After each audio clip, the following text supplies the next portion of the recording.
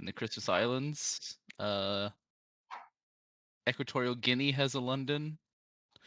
So I think that makes a total of like 23 or 24 Londons, with the majority of London being in the US.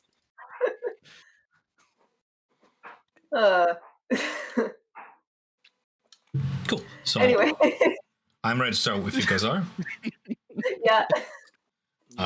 One last point of order is I'll get the music stream going. Oh, in that case, let's get started. And picking up right from where we last left off, you see around you sparks rain down from gashes in the ceiling of what used to be the bridge of the Iron Heart, much of which is now open to the sky. The room has been picked clean, though rows of stripped down consoles and a few dangling chains do remain as I put us back on our little actually, I'll put us on a scene. We don't need a battle map for this. Throughout your exploration of this place, much of the consoles that are here are not operational.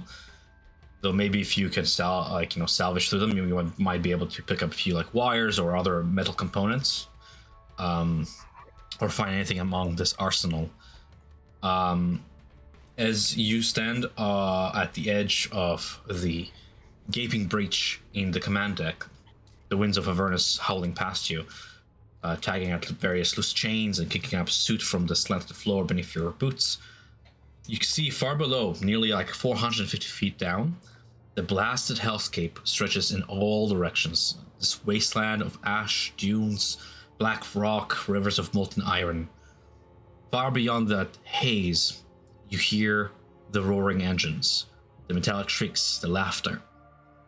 Sure enough, across the smoking flats, you see a trio of infernal war machines hurtling toward the wreck like bats out of hell. Two compact, jagged devil rides motorcycles weave around burning craters and blasted hills.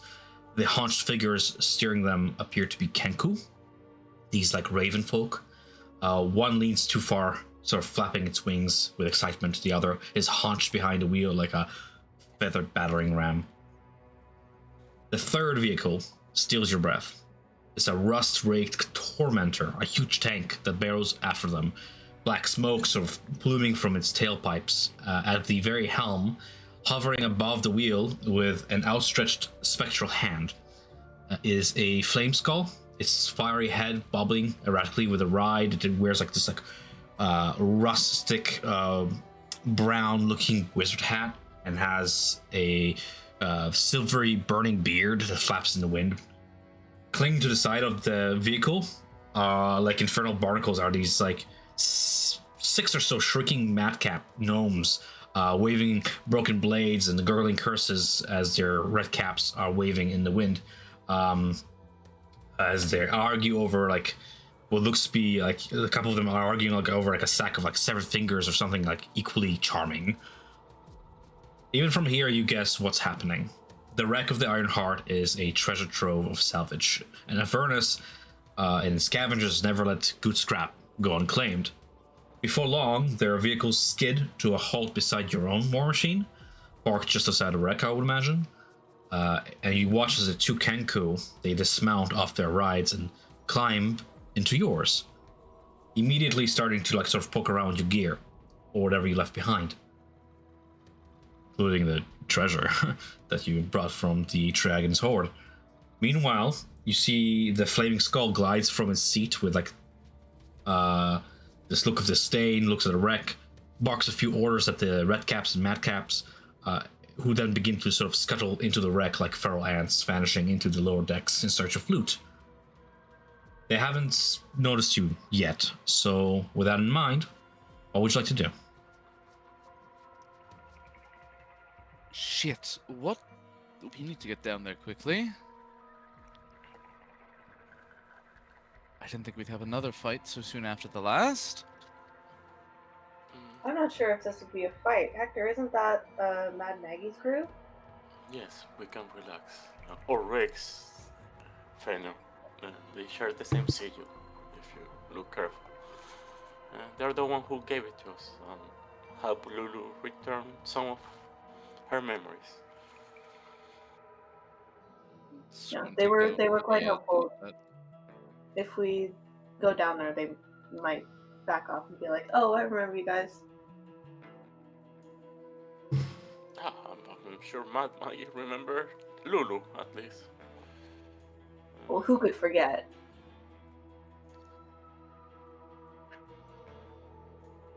Well, Anyways, at the very least, it's someone we know. yeah.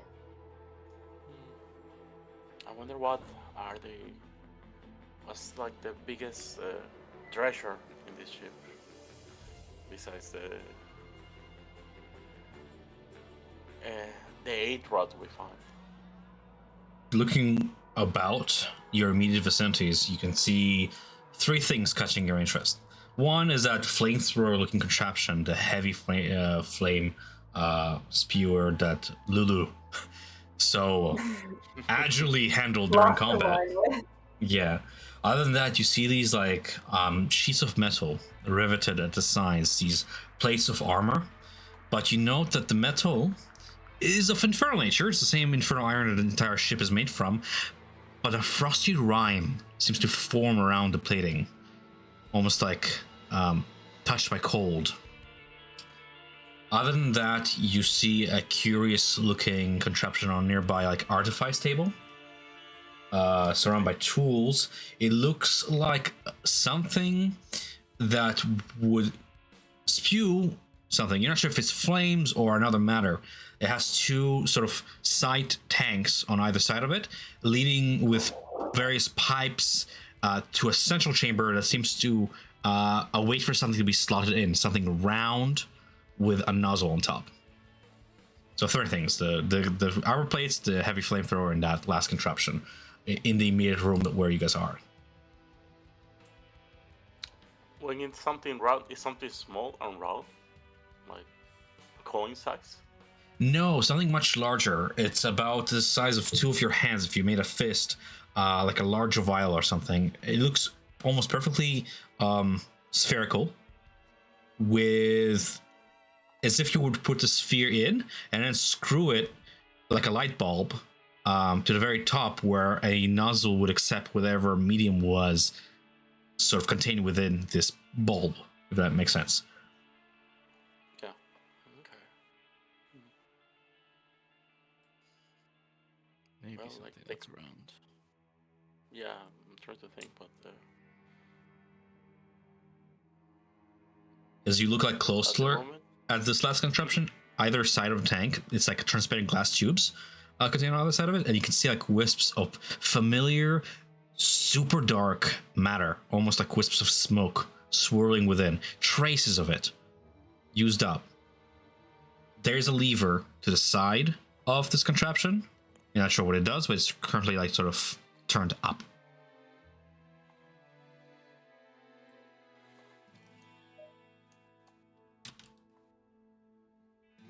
I'll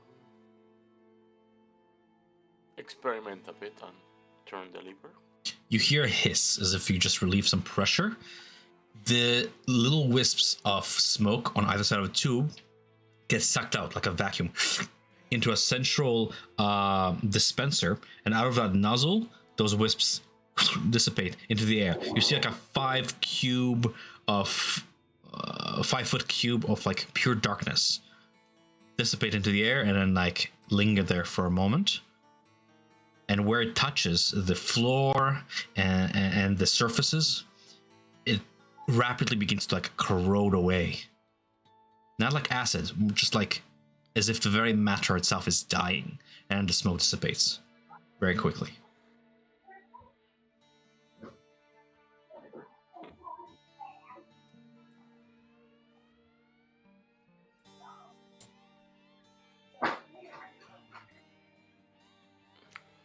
Looking at Feno, you have studied a bit about the Inferno, and you make sense of this.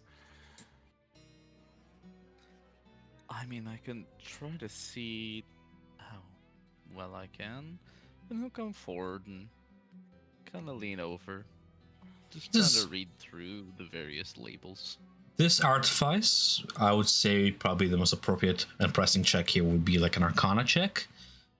It's clearly of some magical nature. Maybe you'll be able to lean on your Candlekeep studies to determine the nature of this artifice. Of course. Ooh, Roll20 does not like opening the sheet. Or the activity one doesn't. Let's see how well Arcana. Natural 20. So, That's good.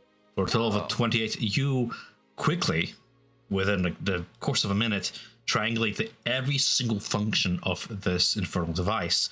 It is a thing of magnificence. This magical gadget is meant to be attached to infernal war machines, or anything else that your creativity might, offer, but primarily for various war machines. And it takes a ever-smoking bottle as ammunition, sort of be screwed into it, sort of permanently integrating the item into the design. Right now, one is missing, but thankfully, you guys actually have one in your possession. It seems that we do. when the lever is pulled, wherever you put it, it's probably by the driver's seat or something, or as an active station, you can activate this device to magically disperse and expel forth a huge cube of opaque smoke directly in front or behind the vehicle by design, and the cloud remains sort of stationary there, as you have observed, sort of lingering there for several seconds, maybe even up to a minute. And as you saw, the area within is like very heavily obscured, and it seems that any organic matter that enters the cloud begins to sort of necrotically wither away. A strong wind will probably be able to disperse this cloud, but otherwise it has its uses. So I'll go ahead and just give you guys the handout for this.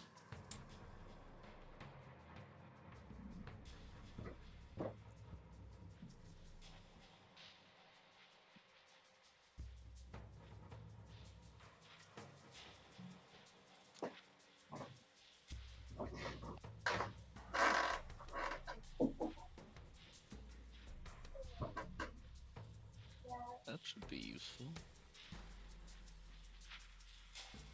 That would be very good, yeah. Definitely something we could retrofit onto our equipment, that's for sure.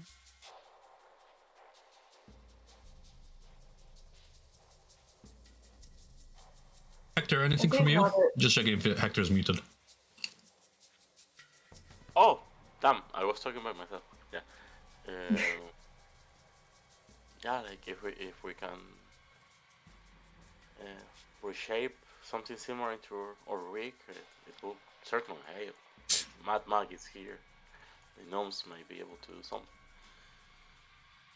Gnomes. Yeah, we should get what we can and get back to our knuckle dragger. Charles will walk over to the room he was in before fighting Xavier's Krieg, and should probably get that rod. Okay, so as you enter that room, there's some sort of a records room, from what you can tell. You pass by that gnoll creature, gnawing on the bones. Yeah. It is wary of you, eyeing you, as if cautious, but doesn't lunge forth as you brave walking past it. Navigating into the next room there, you enter what looks to be some sort of a safe room. The dark room contains a metal console that has been torn free of the wall. Pinned between the console and another wall to the south is a small, to the north is a small, desiccated looking winged devil that looks like it was crushed to death. And in this corner here to the north, you see the safe. 3-foot block of infernal iron, locked.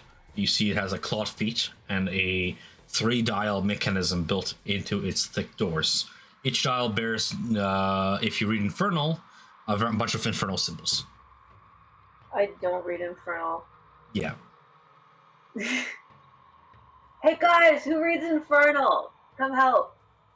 As you shout, the little gnome creature, like, giggling and cackling to itself, like, shifts away from your shouting voice, dragging, like, more bones in its wake.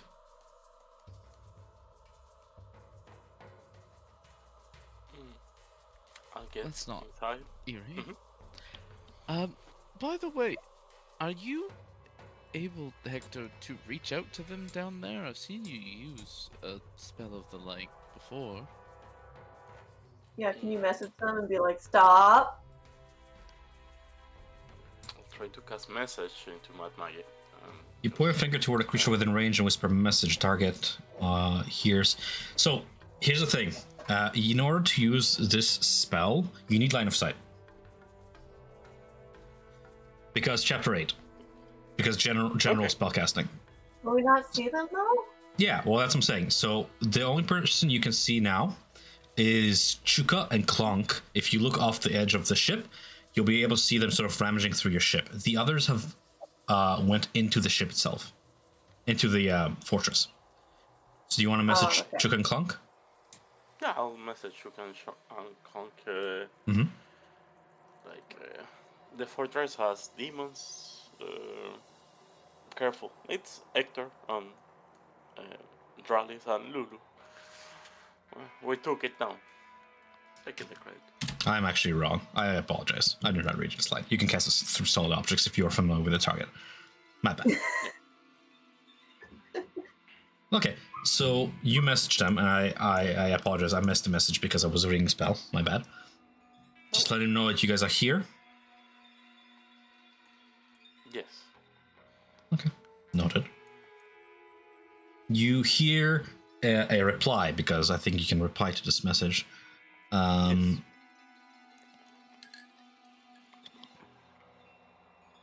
Around corners. Can it reply? It doesn't say anything. Like, you can reply. I don't read it. I can't find it. I thought you could reply. No, you know, I'm, here's the message I'm you can reply in a confused. whisper that only you can hear. Second Okay. sentence. Ah, fair enough. You hear a whisper in Mad Maggie's voice, because they're using mimicry even through a spell. Yo, chubs, look through that wreckage for anything good. You get a sense that they're mimicking Mad Maggie's instructions of why they're here, essentially, but in a way that is confirmation that they've heard you, recognizing you as a friendly. Okay. Okay. Does it And feel in like your they're ma- backing off the Knuckle Dragger? No, they're still rummaging through it. No? Okay. They knew it was Well, yours. we'll be down there in a sec anyways. After all, they were the ones to give this to you. Yeah. Sorry, no. Hector, you can read Infernal, right? Yes. Yes, we call okay. for that. You call for Come us, here. Dralis. Like, go over to Draws and like try to help get into the safe. From what you can tell, the 3 dials on a safe, sort of right beside one another, are numbered. There are a whole bunch of numbers. Currently, you're set to like a random sequence of like this. 813. The number 1 to 10 or random numbers? Seem to be 1 to 9. Not including 0? No zeros. Okay.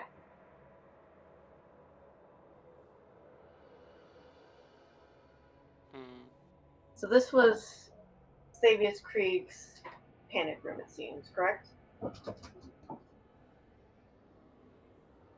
Down. Okay, Maybe okay. went to the bottom of the pit. If not, we could ask him. From what you can look around here, aside from the safe, there is that console to the south that has crushed the devil. I can't. I'm not sure. You can absolutely go with your gut feelings on this one, like what the purpose of this room was, without me giving you that information. Yeah, okay. So I guess we can walk over to the console and look if there's like something etched into it that would be the code, or maybe like we can loot the imp for like a piece of paper with the code or something. Absolutely. So you kneel down beside the little imp's corpse and you look about. Go ahead and roll me an investigation check to just sort of look about, investigate this console, try and see if there's any of the drivers of this giant fortress cheated and put the safe code on like a side panel or something. Investigation. Let's go. Mm-hmm. Can you give me Wait, was I dark rolling vision? with advantage? Why was I rolling with disadvantage? I shouldn't have been doing that. That's fine. First You number is 6. you got a total of a 6 there with a with a total of a 6. You don't find any sequence of symbols or anything that would be like a 3 sequence of numbers. The original purpose of the console is so non-functional and broken that you can't quite ascertain what it does. But it is quite heavy, and it did a pretty good job at crushing this little imp. It crushed him from the waist down, and he seemed to have just sort of bled to death, leaving only the torso, 2 hands, and head sort of intact. So, I wonder if I prepared Speak with Dead. you tell me. Let me look for it.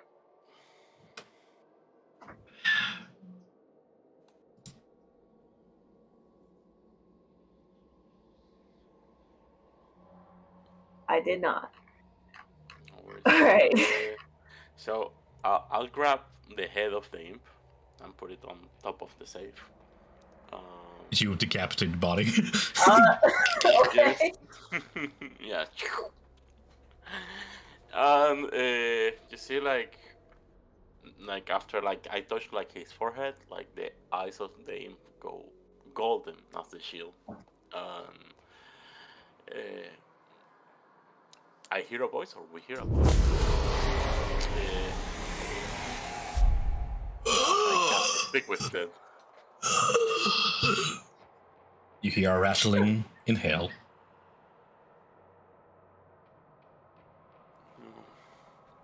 With my mass of the American still on, I asked him, what's the combination of the safe? Rumi, persuasion with advantage. Persuasion with advantage. You are wearing the mask of Maragon. Maragon's a higher in the infernal order, as it were, with a persuasion of 20. How many questions do you get with this? 3? Yeah, I feel it's 3, but The number of the beast, whispers the voice. the number of the beast.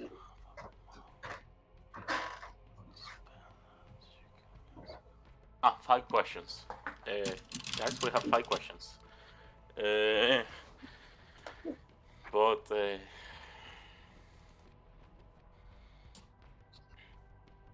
Maybe we should check if there's any traps.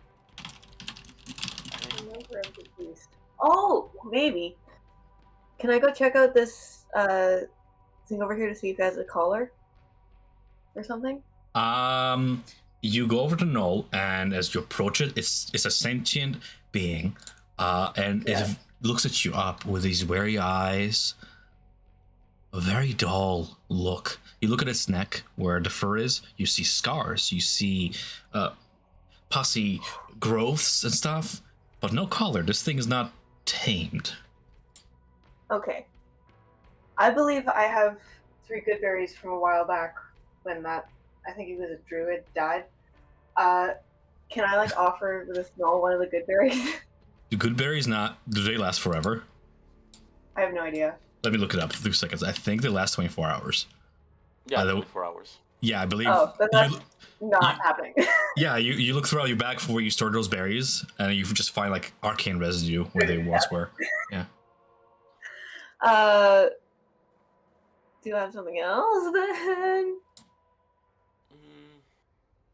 It's currently like drooling, gnawing on the marrow of like a bone of something humanoid that has died here, and you look into its eyes, that dull, distant look. You don't need an insight check to tell that this is a very odd behavior for her, a wild, bestial gnoll.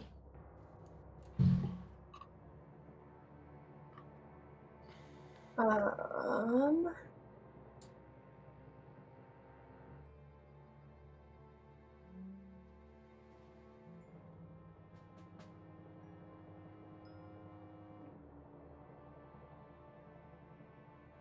How long does the spell last? The Speak with Dead? Let's speak with that. 10 minutes? Let me see. 10 minutes, yeah. Cool. Yeah. Continue asking your questions, please. It's part of a flavor. I'm gonna say every time you when you first cast a spell, you saw like the imp's eyes open and 3 more eyes sort of open, like 2 on one side, 1 on the other side, almost like little spider eyes opened, adding to its anatomy. And every time you ask a question, one of those eyes just closes. Feno, do you have any questions about the ship? Well, specifically, do we know if he knows the combination? Is this thing trapped? It's the safe trap.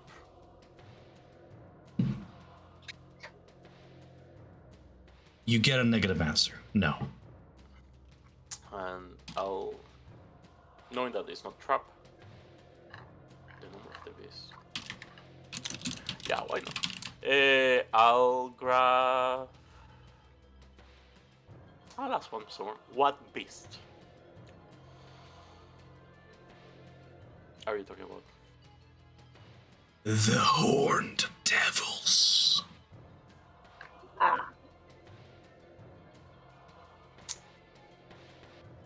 I'm gonna roll.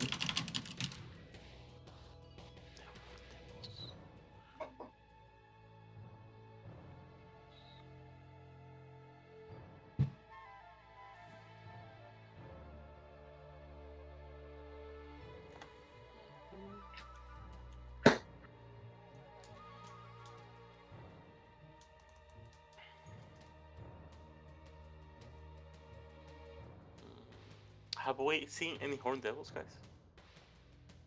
Horned devils. Nate. I wonder if he's like giving us hints for like each individual digit. Because like if he could be talking about like the Hell's hierarchy and like where Horned Devils are on that hierarchy. Like the lowest being 1 and going up. That's a good one. We can check the hierarchy. This is true.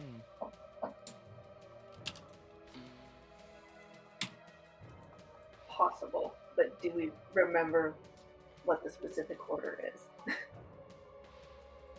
We have it on Discord. Why do you have it in Discord? Stick to in-game knowledge. I mean, we do have it. It's just like our memory is not the best. That's my.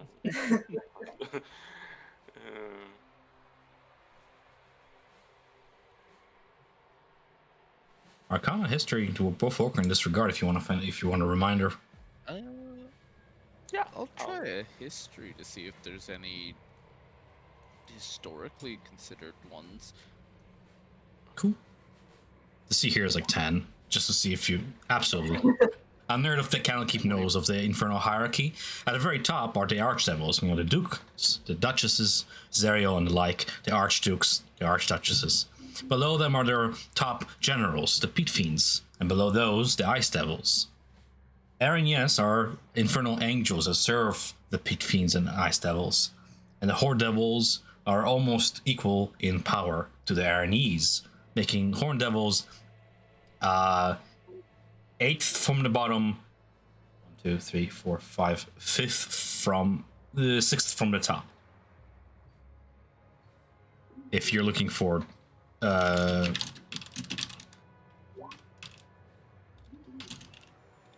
the bottom. Of course, there are other devils and such that fit in between them, but this is like the main, most common hierarchy studied by most. Other than that, you have below horn devils, the bone devils, chain devils, barb devils, beard devils, spines, and imps, and then of course at the very bottom, the lemurs. Yuck. And the horned devils. How many horns do they usually have? Do you know that, Hector? What? They've Two. Two. Most devils have. 2, but of course devils vary in form and such. But You have 2 questions remaining.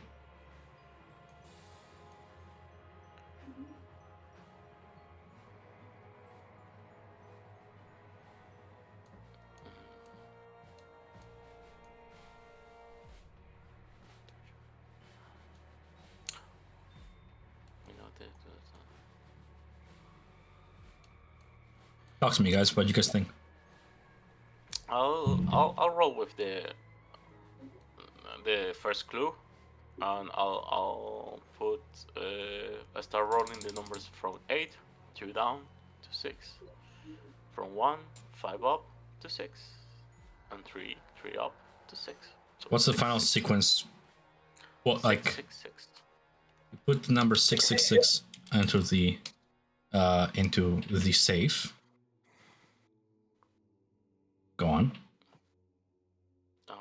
That's it. It's only 3 numbers, right? Or Correct. Yeah. Yeah. And try to unlock, like move the lever.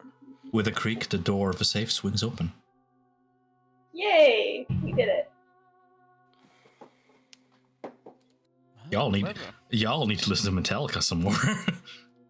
I mean, I was like, is this like from the Bible? It's I true. was kind of like too on the nose, right? Yeah, I was like, thinking that he was just giving us like one of them, and we had to ask for each digit, and it was going to be all different. But like, that makes more sense, honestly. yeah, D&D, Iron Man, Yeah. Apocalypse. Okay, it swings open. Do we see the rod? Within, you see a singular. What do you see? Safe room. The safe. Yeah, you see like the walls of the safe are spiked inwards, with these long needles towards center. At the very center of it, resting on the floor of the safe, is an adamantine rod, engraved with runes familiar. You, Hector, know of the Inferno written upon it. Spells out Solar Incendiator Lock in Inferno, followed by the number 1. Nice. We have all of them.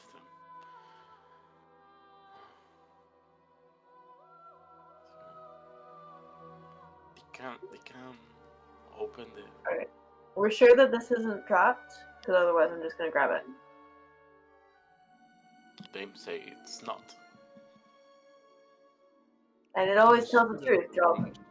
Reach in and grab that rod and get the fuck out. You take the leap of faith, reaching in, grabbing the rod, waiting for the worst to happen, reaching your hand out, unharmed. Nice. Okay. Out we go to stop Mad Maggie's crew from looting our rig. But yeah, I Right? think we should try to take Yes. True. the flame tower, these frost-coated armor plates. When I put my hand in the iron plates, does it hurt or anything happens? It's like touching extremely cold metal. It doesn't harm you per se, like hit points wise, but it does hurt if you maintain your hold. It is extremely cold. Wonder what they were gonna do with this. What? Maybe the mechanics will have an idea. I have fire resistance. Maybe. True. We should definitely get down there, though. I'm a little worried if they run off with the coin, they're going to be cursed, and we won't be able to break the curse.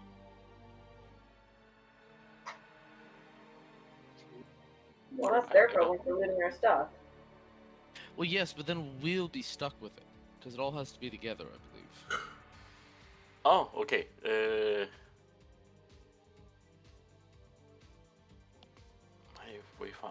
If we can find them, we can track it. It's okay. But yeah, we should check on that. So we pack up what we found here. The necrotic smoke we found is like a machine that is attached to the whole rig, right? Yeah, it can be set up as part of your infernal war machine as an action station. Usually, it is designated to be beside the helm, so the driver can use a bonus action to activate it. Yeah. But that's really in your hands. So yeah, I think we should pay the crew to try to get some of this in 2 hours. It will make our travels easier. Not a bad idea. But yeah, we picked the flame tower that Lulu is so keen to use. There are armor plates. Start to descend, or anyone wants to check anything else here? I think we're good to descend. Okay. You guys ascend down the floors past the hatch where you first entered this chamber down into the lower decks, and eventually come face to face with the Flame Skull in that wizardly hat, floating about, escorted by a whole bunch of these red-capped gnomes with glaring eyes and these matte caps with ichor dripping from their half-melted caps as well, as they're sort of rummaging around. You find them sort of surrounding that contraption that you guys sort of walked by on the lower deck with this one. As the wizard sort of taps its metal, and the other gnomes are going about sort of scrummaging around.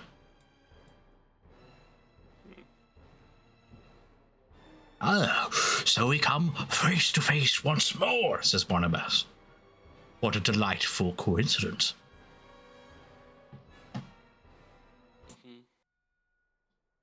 I think this fortress attracts everyone in the Hells.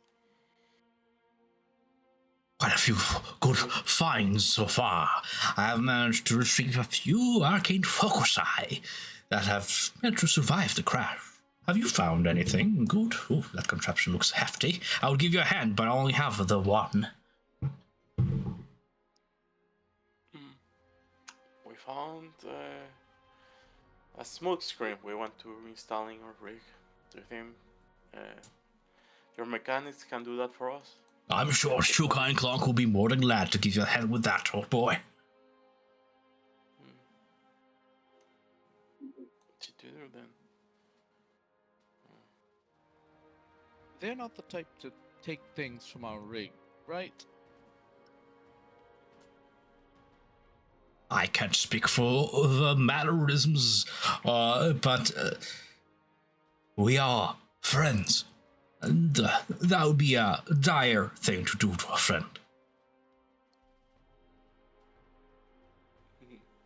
Of course, I can't speak for these fellows, and he sort of begrudgingly looks about at the various cackling, madly laughing little gnomes surrounding him, half a dozen throughout this chamber, sort of ransacking the place, some of them sort of throwing very sharp-looking iron shrapnel and such at each other as a sort of a very dumb-looking game. Alas, I am stuck with babysitting duties once again. Do you think Matt Maggie can bring this rig back to life? Or is too far gone? This rig, you mean the Flying Fortress? Yeah, the Flame Fortress. Absolutely no chance. This place is wrecked to whole hells. Okay, just checking. If only we could. Can you imagine the name of the Knuckle Gang would have rang throughout this entire plane if we could do such a feat. Perhaps we can commandeer one, but that would probably fall to Zeriel's ire, and we don't want to anger the Archduchess. I can see why. Well, the commander of the ship is dead. Good.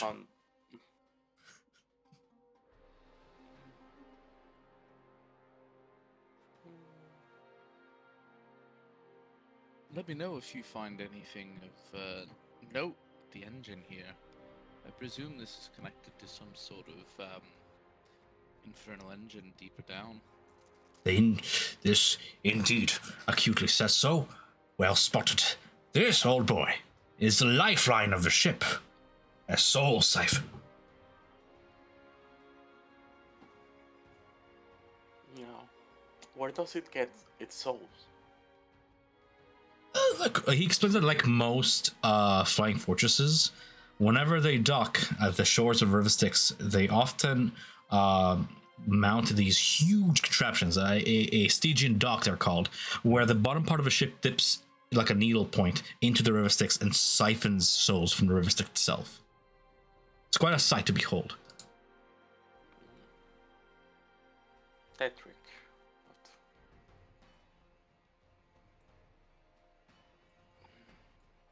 But Interesting. Presumably goes any need for soul coins.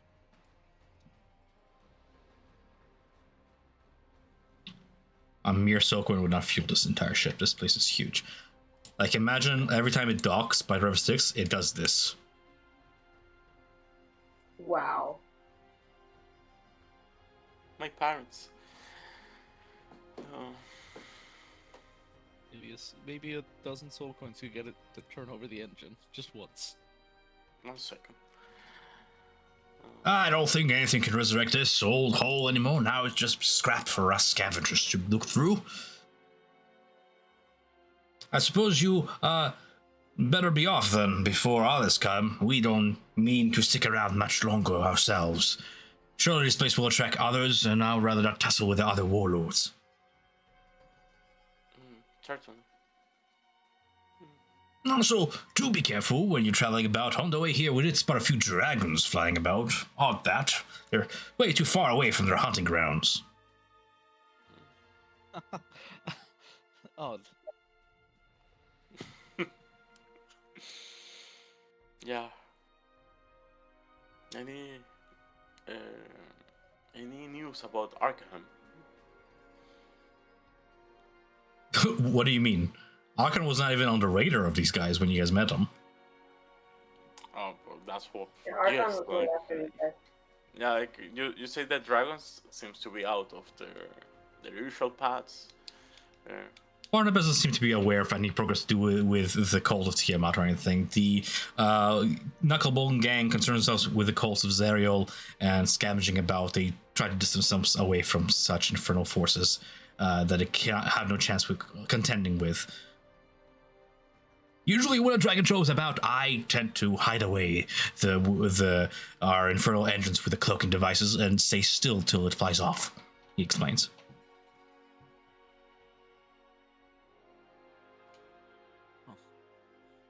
Like that would be useful.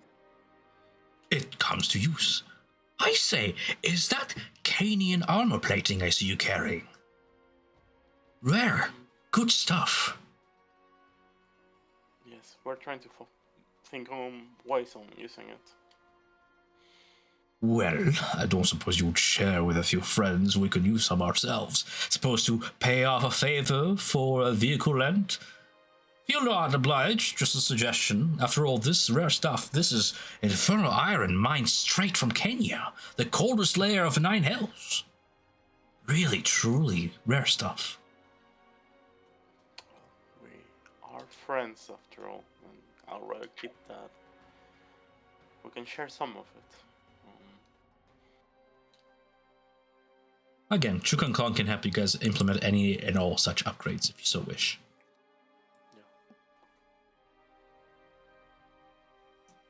And a flame belcher. Ooh, look at the draconic motif. This would burn any demon to a crisp, I'm sure. Not only demons. I show like the melting pieces of my armor.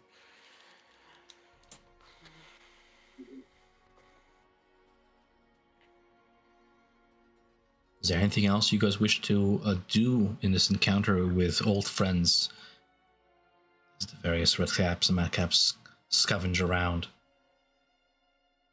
Not at this point. Like, I know we have like like what's it? He has some serial information we can ask in the future, but nothing has raised up to my mind. Rest of the party?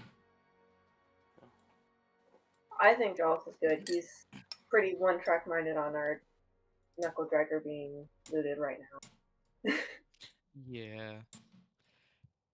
Well, Barnabas, was it? Yes. I hope to make your acquaintance again under less pressured times. Oh, sure. I'll, You will find us in our camp should you require my services. Of course, I would be delighted to visit your camp and discuss your various findings and what you've seen over your, I assume, many years in this place.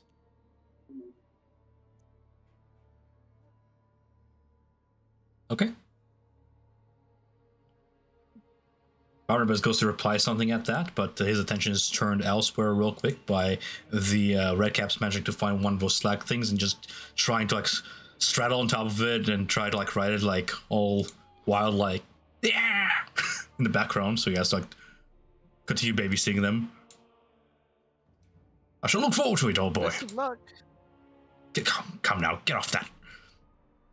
So, if you guys wish to do nothing else at this point, then just kind of return to your ship. We can do that as we just transition scenes here to the base of this whole wreck. You guys eventually descend down to find your Infernal War Machine and Chook and Clunk there as well.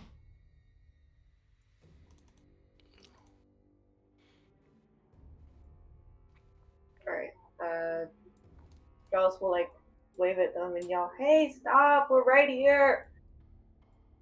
They wave back. They just sort of are chillaxing on your ship. You see Chuka has his huge sort of infernal warhammer that he sort of slings over his shoulder as he's leaning against your war machine. The other one seems to be ruffling through your coins and stuff curiously in his true raven fashion, just sort of poking its beak at the various coins and gems.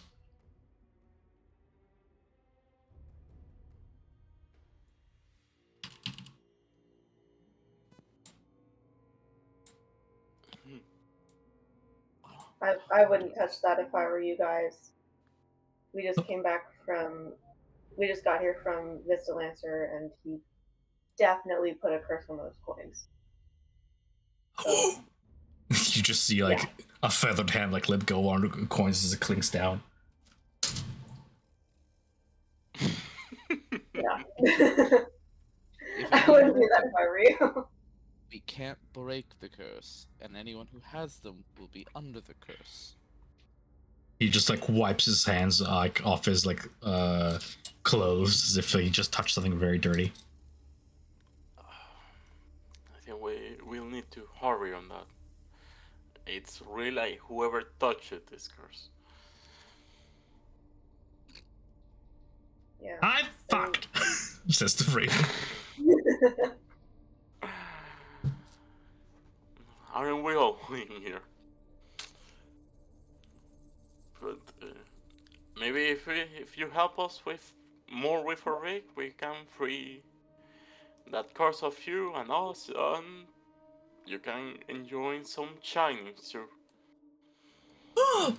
Shiny, says the raven as he clutters close to see what various contraptions you have brought to it. If you guys need help sort of upgrading your ship and stuff, it will take some hours, of course, but with the help of Chook and Clunk, that process will be expedited. Do you guys wish to sort of upgrade the Knuckle Dragger at this time, then? I would say yes, but No problem. So 3 points of order, so just going from top to bottom here with things you found. The necrotic smokescreen usually is installed at the helm station. Uh-huh. okay. Do you guys wish to change that or just install it at the helm station? The call is yours. I think we can install it there. Okay, so I'm going to go ahead and add to the character sheet of the Knuckle Dragger that anybody who's driving a machine will be able to use a bonus action to activate the necrotic smokescreen. No problem. The Kenyan armor plating can be installed on either the front the back, or either of the sides of the ship.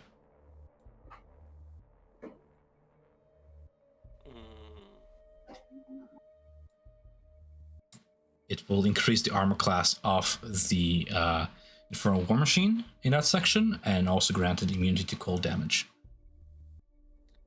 And is it per section? Is each side a section, or is there sections that go back? You have 4 options: the front, the back, or either flank. There's not enough plating to plate the entire ship. Yeah. Is it each plate a section, I guess? So you have enough for one section. Yeah. Oh, okay. Yes. I will say the front or the back. What do you guys say? Do we plan to be running into things or away from things? At some point, we may need to start chasing. Yeah, in theory, we wouldn't want to be running into things, but we don't want to be ill-prepared if we have to. But if you're worried about us being chased by something, let's put it in the back. Makes sense. Like we will know what kind of trouble we are getting into. We don't know what kind of trouble will be following us. So. Yes.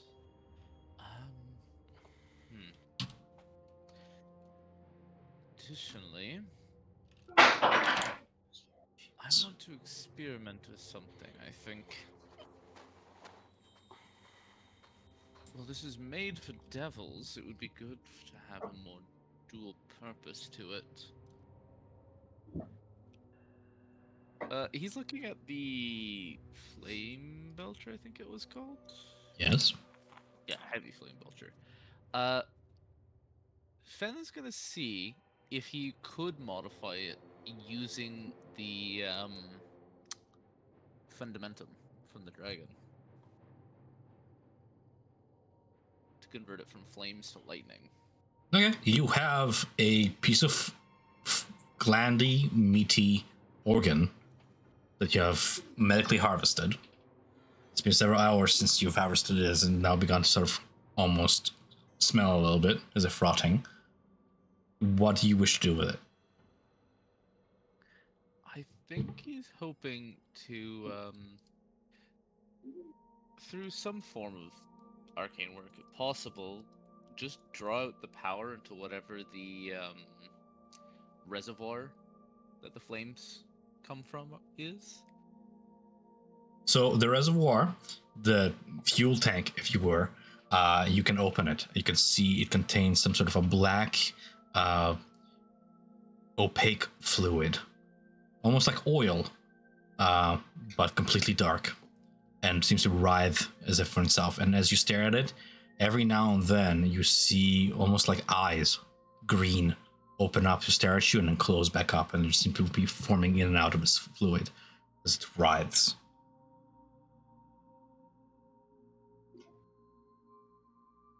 Oh. Okay, then. You've seen the same fluid sort of come out of and remain after you've slain those rocks.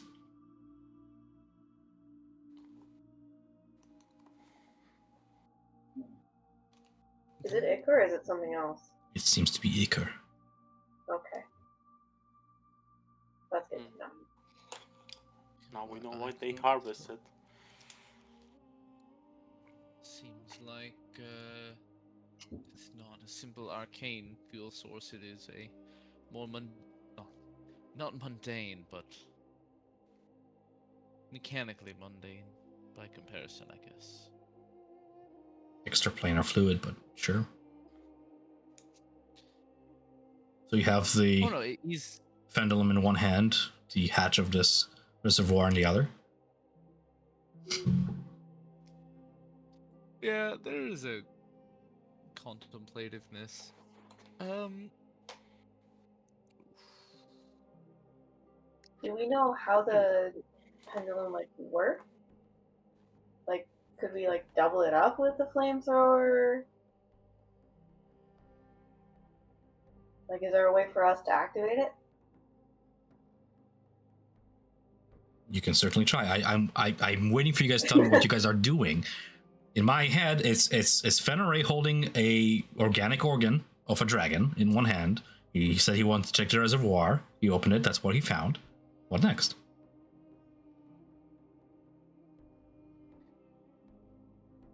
Demon Ichor infects things, correct? It affects organic material, even if it's disease.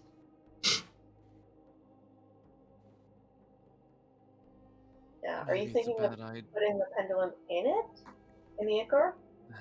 That was my thought. The Ichor is flammable, but there's always the chance of imbuing it with something more than just, well, I was going to say sparks to light it, but sparks directly. And it may preserve and revitalize the fundamentum. I'm a little concerned it may destroy the device, if I am incorrect on this theory. In which case we can That's- jump out the Ichor and find some more. Or, like, If it's in one tinker with piece. the flamethrower while we're moving. Like, I'm sure we could fix it if we fuck it up. True enough. I'm going to do my best to use the Ichor to preserve and hopefully combine with this then. Presuming there are no qualms with that? Do it. Okay, I'm gonna roll Arcana. He's going to try and put very gently etch some runes into it using the magic ink of the pen. Just very simple ones to give it the best chance he can of directing the energy rather than just having it turn into one big hand grenade. And let's see if my luck keeps up with the Arcana. Not really. Cool. So in general, if I'm don't call for a call, it doesn't really matter, but you do that. Yeah. You have a ruined organ in your hand.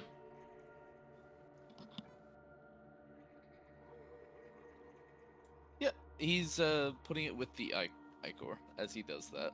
As you dip it in, the ichor sort of immediately begins to cling to it, climb up the organ. You can see the flesh outside of the organ begin to blacken, as if these black veins begin to spread around it. And very quickly, the ooze begin to swallow up this organ. It disappears into the darkness. A moment of silence as you absorb its swirl in there, and then you will begin to see crackling lightning sort of play itself across the surface of the liquid as it begins to take on a more indigo shade, this dark midnight blue shade. The organ just seems to have dissolved within the ichor.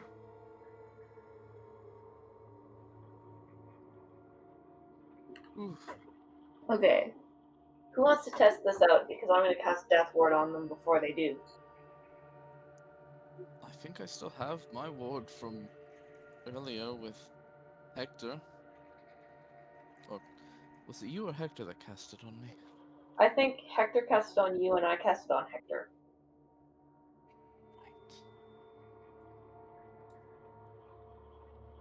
Does that sound about right, Hector? Are you muted? Yes, I'm muted. I'm talking by myself. Hector, you nodded off there. Uh-oh, we need to get him into the rig. Stat! Needs a nap.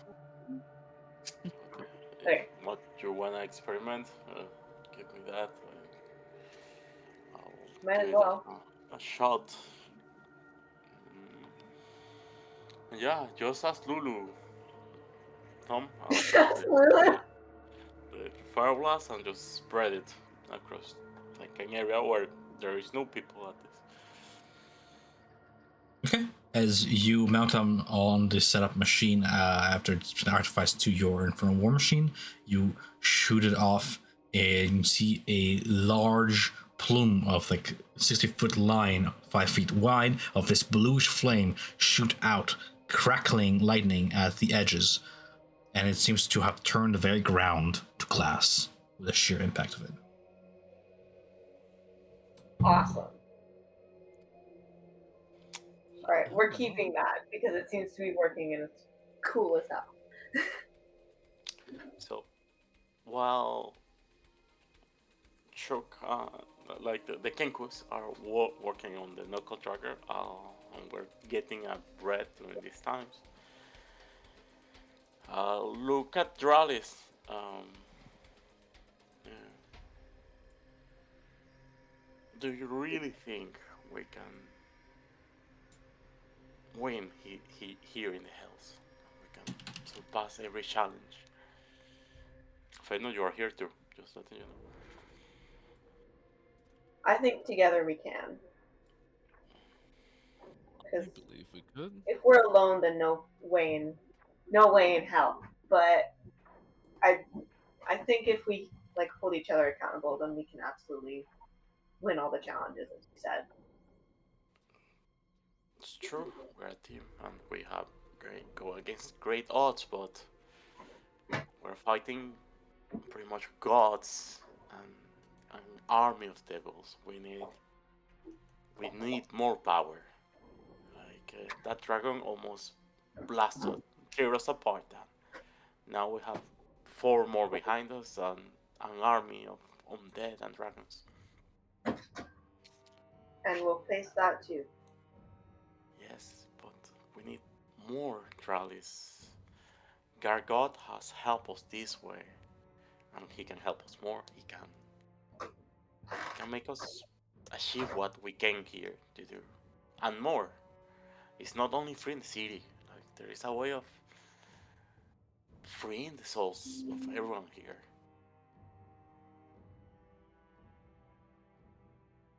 Is it though? I expect that he will keep good on his promise, but after that, he has no reason to keep us alive, Hector. He has no reason to keep your family alive. He will have no reason to kill us either. He may not have a kind soul. He can see the usefulness in things. We brought him here. He has no reason to hurt us after. Bring him back into the house. Bring him back into the material. Free him from the prison. So I ask Tralis, can you ask your divine power to break out his prison? And I present this shield.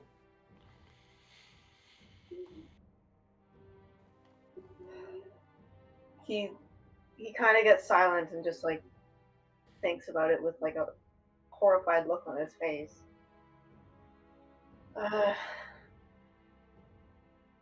I don't know if that's the best idea.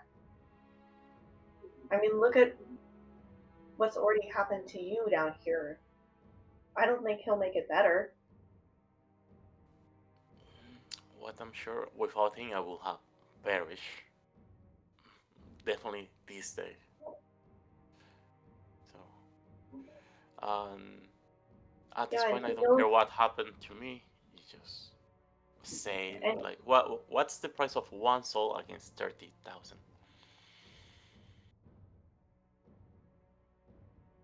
Is Gargoth still able to pen contracts in the Abyss?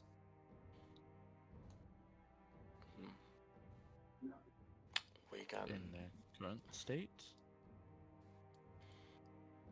We can check with him if that will make you feel safer, but devils rarely lie. They play with the truth.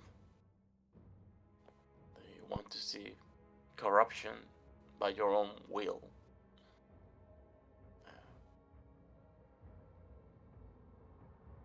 and freeing him will give him no reason to hurt us.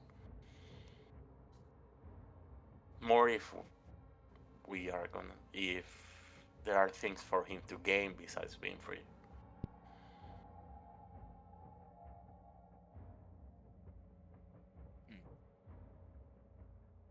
He thinks about it for a moment and then just says, "Not yet. We need to make sure that that El Toro is safe before anything happens with that godforsaken shield." I see your point, but it's not only bringing Ultrael back. Like, there are a few hundreds remaining, but there are thousands doomed by what Tavius did. And he can revert that. And that's my only wish. My parents are serving cereal. My wife is serving cereal. Everyone I knew is here serving cereal now. They deserve peace. They deserve a better ending than this.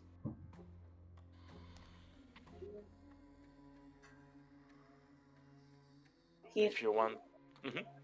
He kind of just like brushes it off. Like, it's very clear that he needs to be very desperate to free that shield. He like walks over to the rig and tries to watch what the Kenku are doing.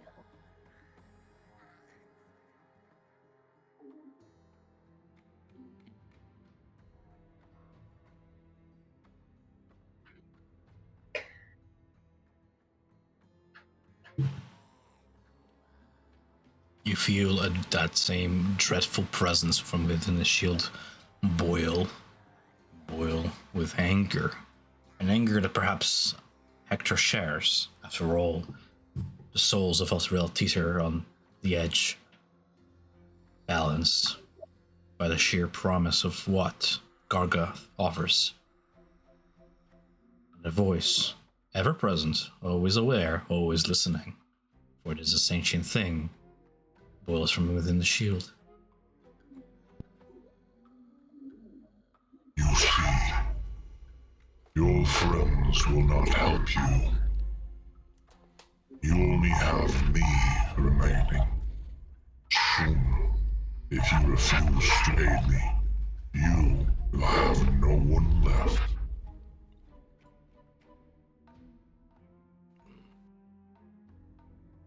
He needs more time. He still has not seen the full picture of this challenge. But he will soon. The smoke coming from the shield, the cinders quell ever so slightly. The 9 eyes of the shield dim. But you sense the shield is always there, always listening, always aware, waiting.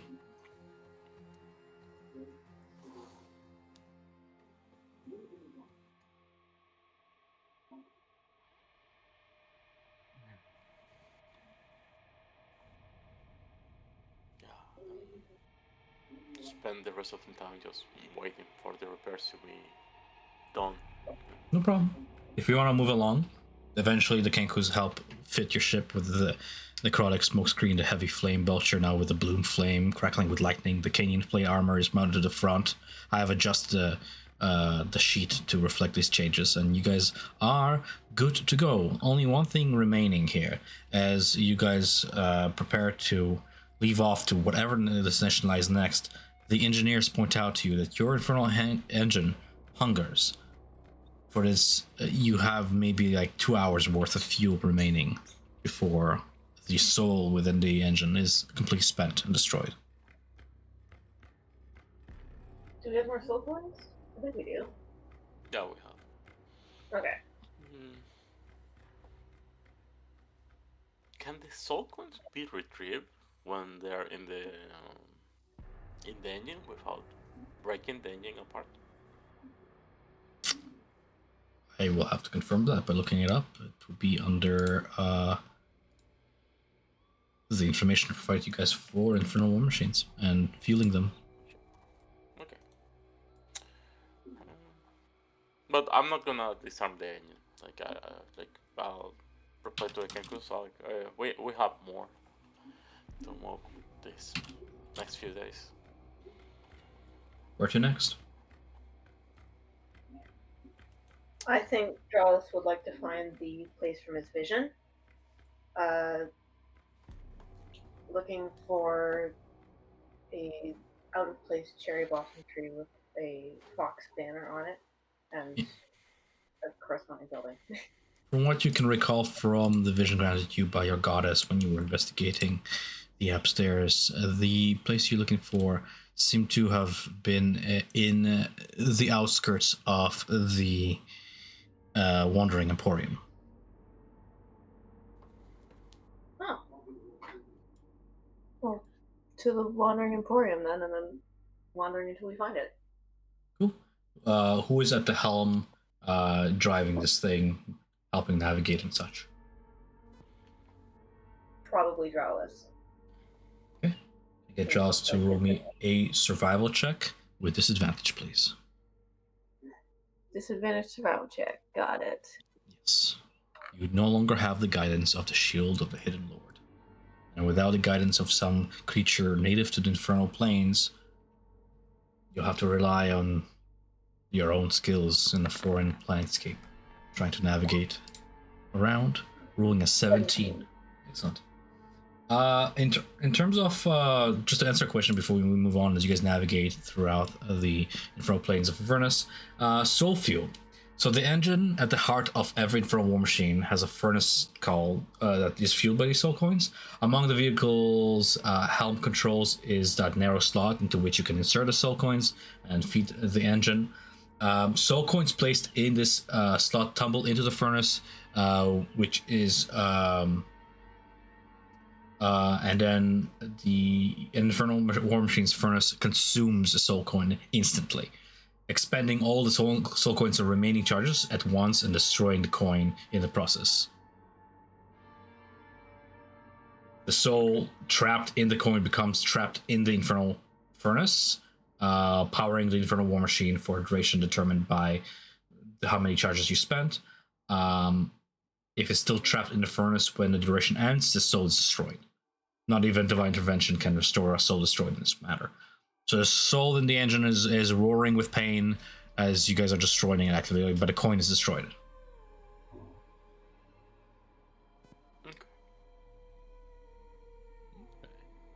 You can insert more than one coin at a time, by the way.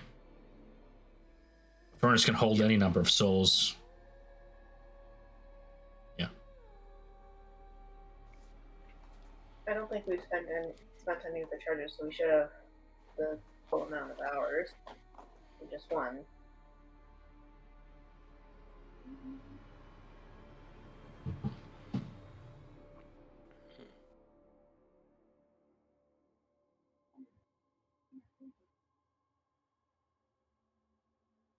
So unless you guys insert more coins in the machine, eventually after 2 hours, your machine comes to a stall. Like before that happens, we put another one. Yeah. Hector, you feel a tinge of pain as you hold the coin in your hands. Your very body seems to fight you as your hand hovers above the slot. As soon as you release the coin into the furnace, it rolls in depth. You hear the metal shatter, sunder apart, and joining the choir of anguished cries to that deep, orcish growl and scream that has been sort of fueling your war machine, a woman's scream joins that hellish choir as a new soul is fed to the infernal furnace. Giving you guys an additional 72 hours of fuel as you tread onwards. Eventually making your way to the Wandering Emporium. Do you guys wish to stop anywhere before navigating to that place out of Drows's vision?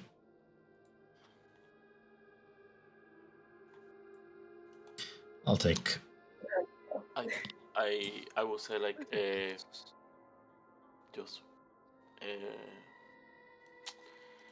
stop by Burmi.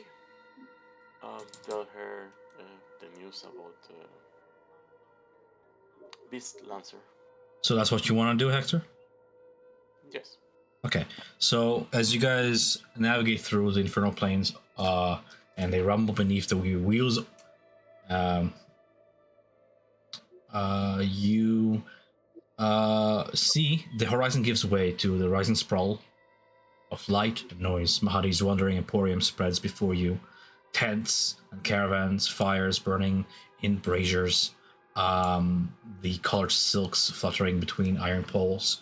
You hear barkers shouting, blades clashing in sparring rings, the hiss of alchemical brews, the sultry drawl of tiefling merchants beckoning you closer with promise of rare delights. As you dismount your war machine, Hector, you walk amid the smoke that coils from cook fires and chimneys in hues both natural and not. And from somewhere deep inside the maze, pleasant music drifts to the edges of your hearing. As you make your way to the Bernie's barber, away from the party. As for you, Dralis, and I guess Fenray as well, amid the clamor and revelry, you see one structure stands out. As you approach the market square, the acrid brimstone haze parts, thinning around a lone outcropping near the Emporium's edge. There, rising from cracked obsidian ground, a twisted yet serene pagoda of black stone and red lacquered wood towers beneath the outstretched boughs of this blooming cherry blossom tree, a thing that, by all rights, should not exist in this realm. You see the petals drift downwards, pale pink, luminous, only to dissolve midair. Lanterns flicker with this bluish infernal flame, casting dancing light over the stone steps. And the air here is still, cooler, quieter, peaceful. A silk banner sways gently above the entrance, painted with the stylized image of a fox's head, and beneath it hangs a wooden sign in like this elegant Kazakuran calligraphy. The calligraphy spells out Shrine of the Cleansing Flame. The Shrine Keeper welcomes those burdened by the weight of the soul. You feel a presence stirring about this place. Something has been waiting for you here. Before we enter this place, I suppose in order to not split the party too far, as you linger about exploring this place, Hector, you wish to step into Bernie's temple to the... Can we send like Lulu with Hector or something? I don't want him to be alone. Okay. My nanny. Yeah, I'll step inside there. Temple. You step inside there, you find her, Bernie the barber, is there. She greets you, warmly as always, though very concerned at your outlook, the armor you're wearing, the mask and stuff. I'll tell her like, the Almat forces have lost one of their leaders today.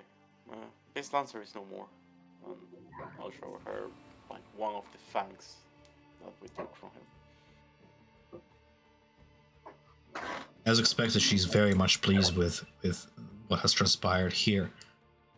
Taking the fang into her hand, she looks at the remnants of a long-time rival, evidently, all the while caressing those lightning scars on her hands. Thanking you for your services to Bahamut. She places the artifact upon her table.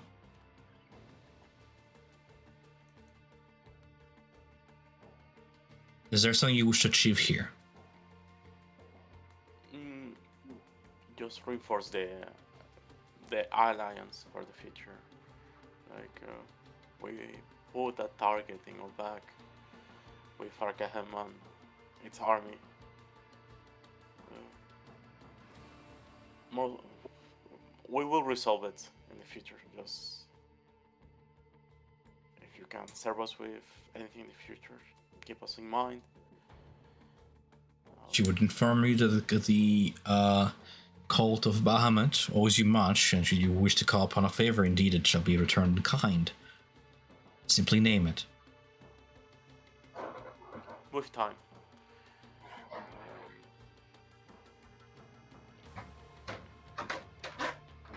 Okay. Yeah, and that will be all. Like, I won't do anything else.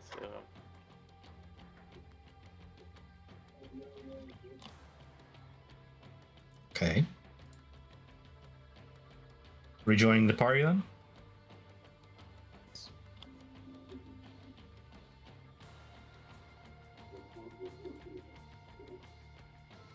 What do you guys do?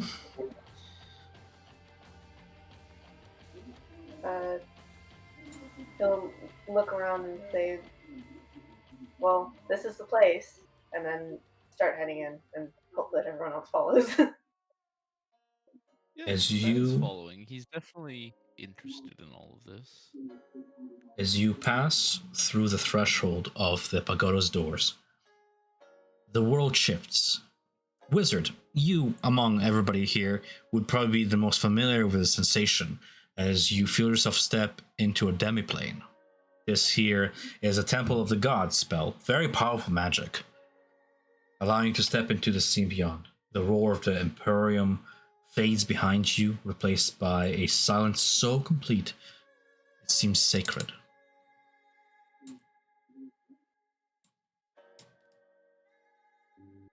One moment.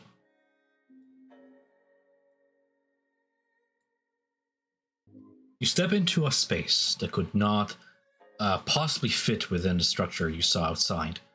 This demi-plane, woven by divine magic, a temple tucked between the folds of Avernus and the heavens. The air is cool, still, fragrant. Incense smoke curls through the air in lazy spirals, hanging like silk threads beneath your feet. Fine gravel lines a sprawling Zen garden marked with these rigged patterns that suggest constellations or ancient sigils. Streams of clear, glimmering water wind through the garden, populated by slow-swimming koi fish of gold white and amber red. Arched wooden bridges span the stream, leading toward a central pavilion beneath the open sky, a shrine bathed in soft light. Strung from silver threads around the shrine, hung about are these fragments of soul coins, sundered, hollow. Their once cursed metal now clings gently in the breeze. Prisons remade into mere wind chimes. Beneath them, there, seated upon woven mats, is a figure, a jackal-headed woman, slender and still, her fur patterned in like white and soft grays like moonlight on fresh snow. Her robes are layered, wrapped in prayer cords, and her feet are bare. This hellfire katana rests sheathed at her hip, bound by her obi like a ritual instrument.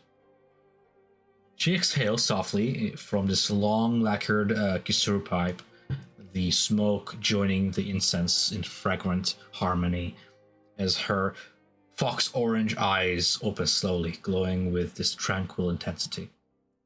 Laid before her is this short bow of black wood and silver, which she cleans with delicate touch. And when she speaks, her voice is quiet, yet each word lands like a chime struck. Be at peace. You walk heavy with burden. This place shall alleviate you of it.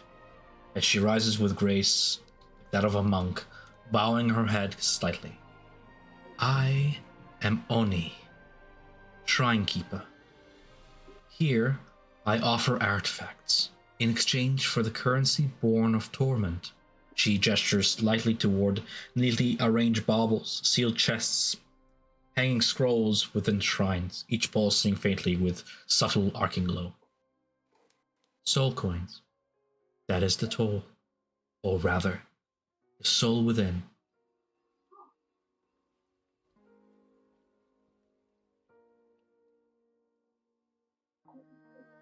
I am Drowless of the Drow. I am a cleric of Illustrae. I was sent a vision of this place. She sent me here. I don't know why. The clergy of the moon and twilight walks many paths. Yours is known to me. The lady of the dance, a rare light in deep places. You honor her well, stepping here. The dark does not define the dancer. I've heard tales, a drow with two blades, fighting for the light. I see you bear no swords here, but I see the same soul. The world above fears your kin. I do not. We follow different hymns, but the melody is alike. My gods wear other names, still they bow to mercy. So yours. Your goddess sent you. Mine teach me to listen. So, speak.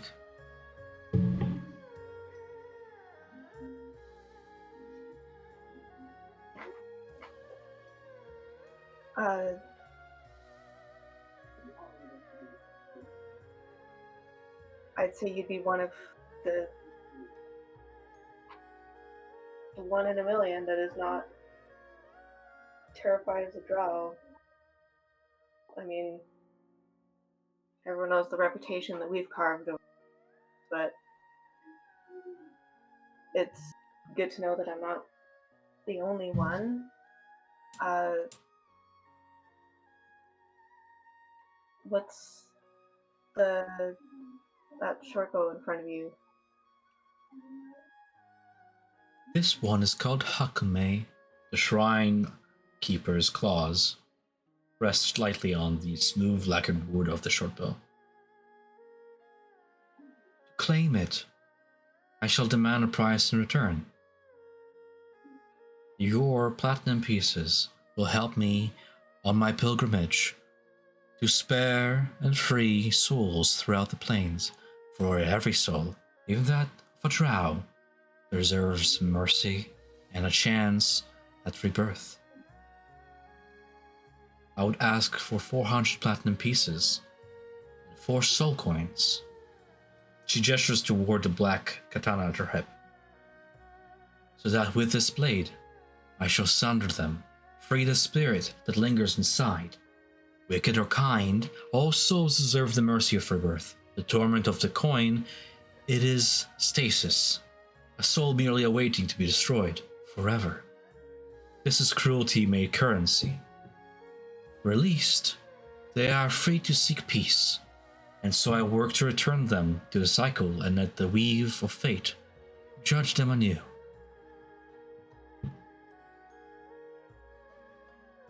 I believe Hector's holding our soul coins, so he'll turn to Hector and say, "Hey, can you spot me?" For We all carry soul coins. we not? Yeah, we all. Like, I cannot carry all the weight by myself. Okay, how many? I don't think we've discussed this. We had 7, so. We have 7. So 1 will be on the rig, and I will be carrying 3. And between you and Fennel, you can carry on until your constitution, until you start feigning. Oh, I can carry 4. So You can I can just carry 2 or 1. Yeah. So in that case, we can each carry 2, and somebody carries 1.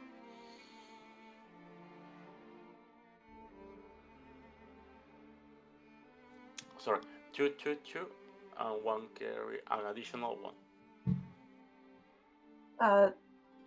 I can carry the additional 1, and I just Okay, go for it. coin from one of you to pay for the short bow.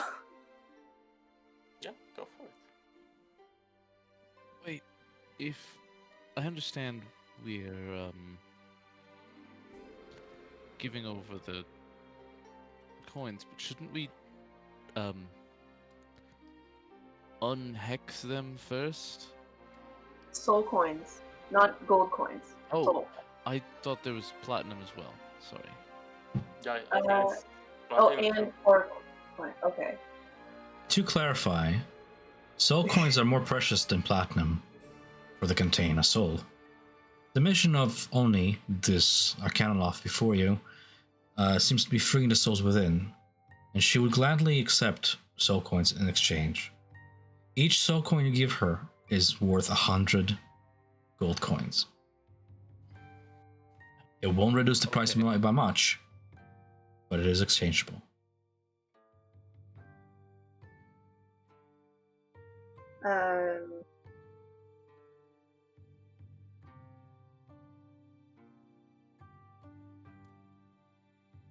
Of course, bargaining is on the table. Yeah, let me just.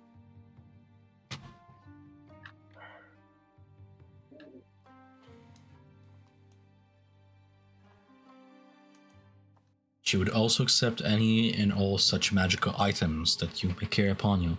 The logic behind this is that she traverses many planes, looking for soul coins and similar soul-trapping items to sunder and release the souls within, and often she acquires such items from travelers like you.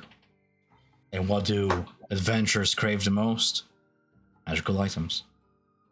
So your magical items traded at her will be used to complete that cycle, given to somebody else for more of these vile artifacts.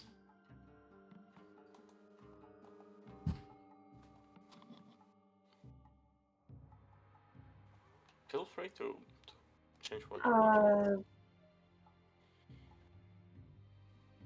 How much would the periaptive help reduce the price? Go ahead and roll me. This is going to be like a persuasion check, which is part of your bargaining using your charisma. Try and haggle this.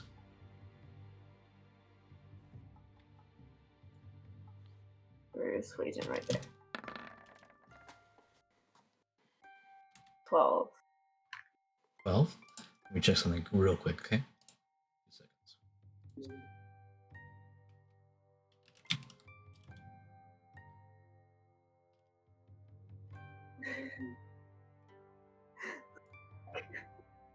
So, she's willing to waive off 300 platinum pieces worth in exchange of that artifact. Ooh. Awesome. You have the circlet as well. Do you want to add the circlet to that pot? It's your trade. I don't have it, so I'm just asking. I'm good with Don't- it. What you say? Okay, I guess we are. For the So- for the periaptive half in the circlet, she's willing to waive off the monetary cost and merely give you the bow in exchange for those 2 artifacts and 4 soul coins. The soul coin price seems to be non-negotiable. That's the whole purpose of why she's here. Yeah, I figured. So he will hand over the periapt and his 3 soul coins, and then does Fen have the circlet? Whoever has it can hand it off. Sure, we'll hand it off. Okay, and Mhm. 1 more soul coin. As you hand over the price, she hands you the graceful short bow crafted from that pale and dark wood. I'll just give you the handout for it. Oh, it's so pretty. The fox-like creature also has other items in her curio. You see there are various components for crafting and making spell scrolls, tools for the mind, companions for the hand, inks, velvets, scrolls. You see like this elegant wooden box, the surface adorned with delicate carvings of lotus flowers and rising moons. Inside of it is an exquisite ink brush, its bristles fine as silk, bound by soft threads, a set of inkstones. And the ink itself shifts in colors from deep indigo to soft lavender as she sort of gives it a little disturbance with a wave of a hand. You smell tea, also. A simple brew, she explains. In the heat of battle or in a moment of quiet, it is a blessing for the weary. Drink, and let the weight of life's burdens be eased. Aside from that magical tea and the components for crafting spell scrolls, a last vestigial magical item catches your attention. It is the manto she is wearing. As a wizard of Candlekeep, you would probably be used to common magic items such as this. While a marker for people, Oni's mantle of protection is nonetheless a magical cloak, capable of warding off harm.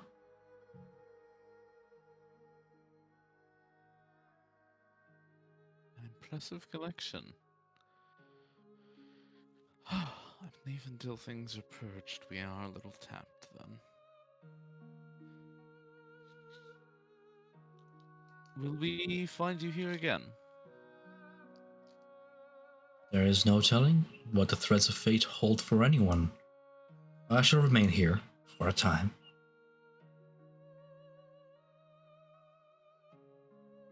Do you want something else, Fenner? We don't know what I we am will curious find. of them. Go. I'm just...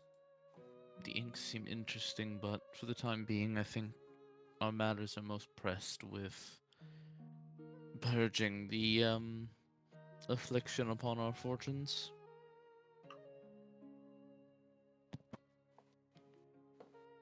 Should you require a hallowing, I have the reagents for it.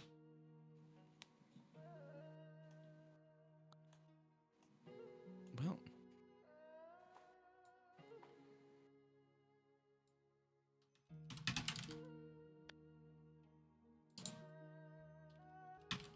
Dralis, are you prepared for such an event? I'm so sorry, I was not listening. I was trying to my inventory. Ani of Kazakura presents forth to the group the reagents required for a hollow spell. Incense, fragrant as they are, 1,000 gold pieces worth of which would be required by the spell Hollow.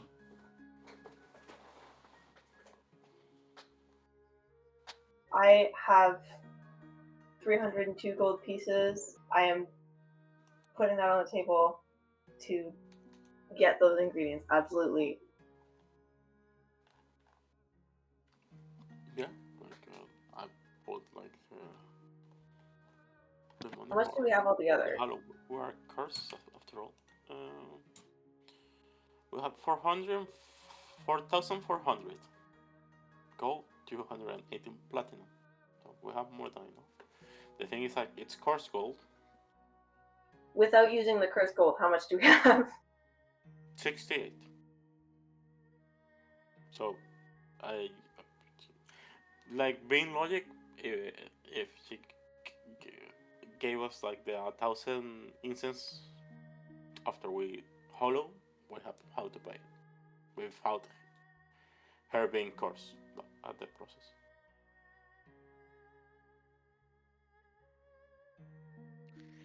There is the option of...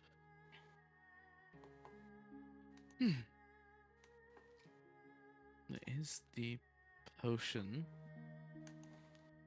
No, I'm not sure the value on that. As well, are we willing to part with the geode? The geode should be cursed as well. I'm not gonna put my arm there. I have a bad feeling about that. A terrible feeling. Oh, fair enough. I think we. I mean, if you want to risk it.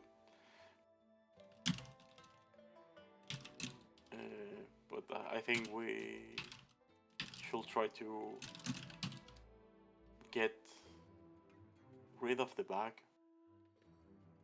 or use it for other functions.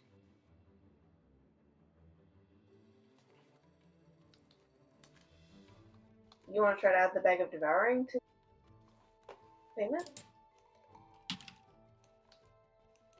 I mean, for the future. Well, we can use it for other things. It can be weaponized too.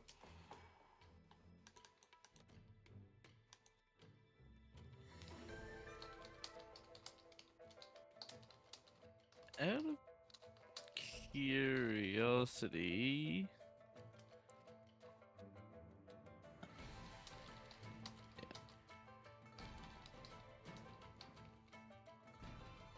yeah, heist-wise, I think I have 35 gold remaining.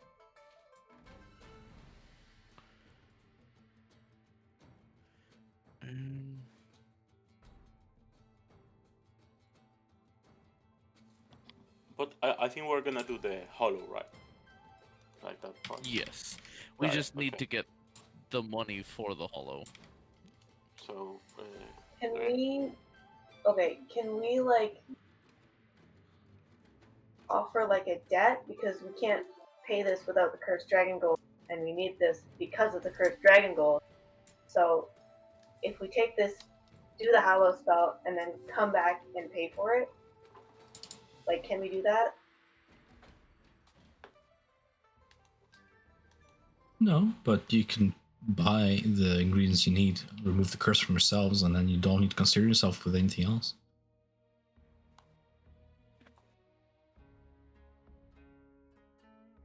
But I don't want to knowingly curse this person.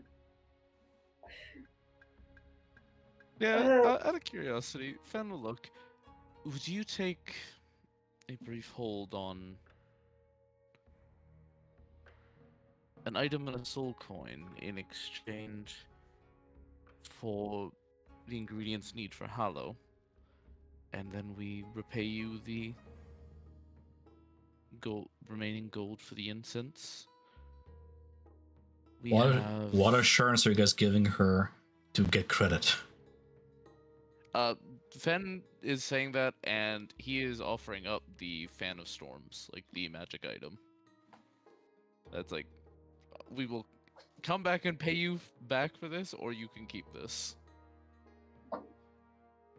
The wind fan will be the equivalent of 1,000 gold pieces of goods. So the wind fan alone would fetch you the ingredients for Hollow. For sure. He's not trying to trade it, he's trying to use it as collateral for, like, I will come back and give you the gold. It's just the gold is not usable at the moment. I understand what you said. I understand what you offered. Did you understand what I said? Yeah, oh, Okay. I guess the soul coin was like a good faith, like, you are taking this on, this would be interest, possibly. Okay.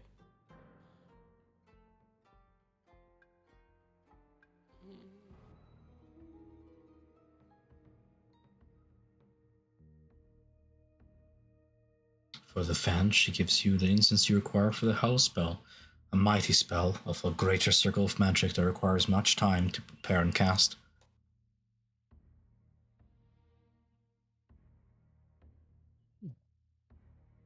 Alice, are you ready for this then? Is it bulk incense or is it nice incense, I'm assuming?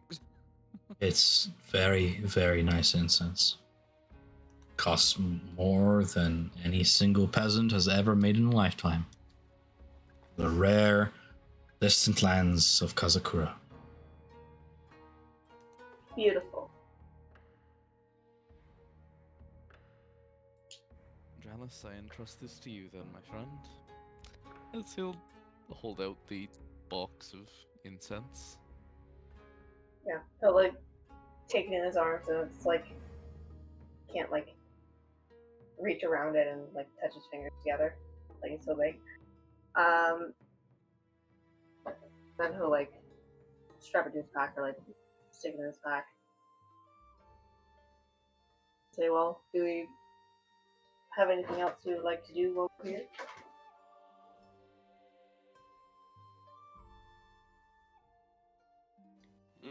Well, we'll spend a few hours here. We should try to get ourselves comfortable. Fenny, if you are gonna want the cloak, let us know, so we can do something about it.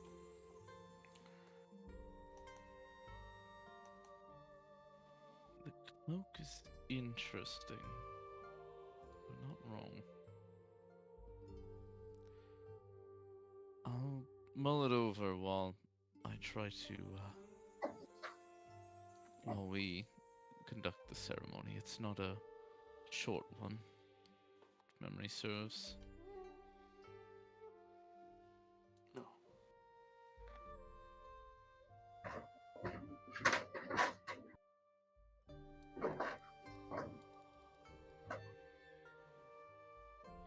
And he'll follow, or follow a lead depending on if the rest of the group is heading out. Heading back to the Knuckle Dragger.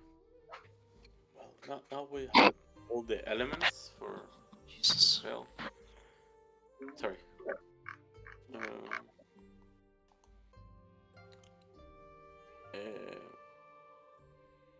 My real reason to go to Burmini, besides explaining, is sometimes dragons have gifts that they can share to mortals.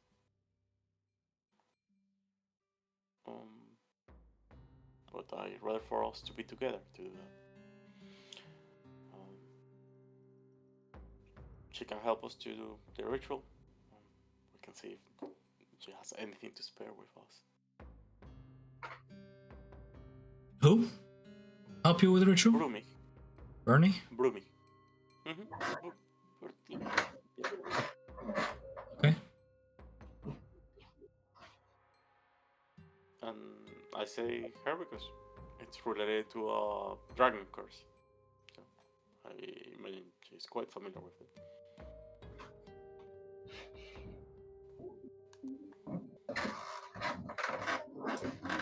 What is happening over at Maz's house?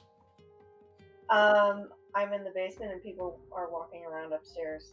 Insane. Oh, okay. Is that what they call it? That's not what they call It's not soundproof. Like I can see the bottom. If I just look up, like they're like right there. The walls.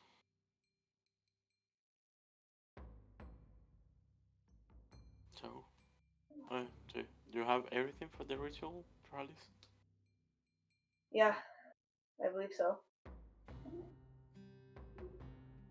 To expedite things, as you guys contemplate next steps forward and begin to leave the shrine, I suppose, you would see Ani rise onto her feet with the grace of a monk, unsheathed that terrible-looking blade that she has, the Hellfire Katana, with its veins of hellfire working through the metal, fashioned from infernal iron, traced with that power.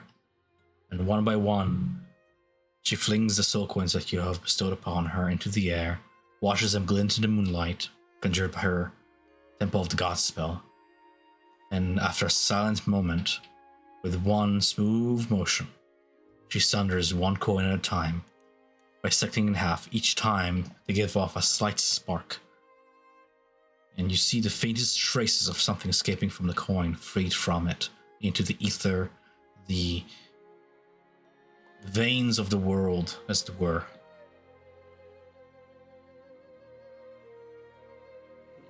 That is what you see as you step out of the shrine, back outside,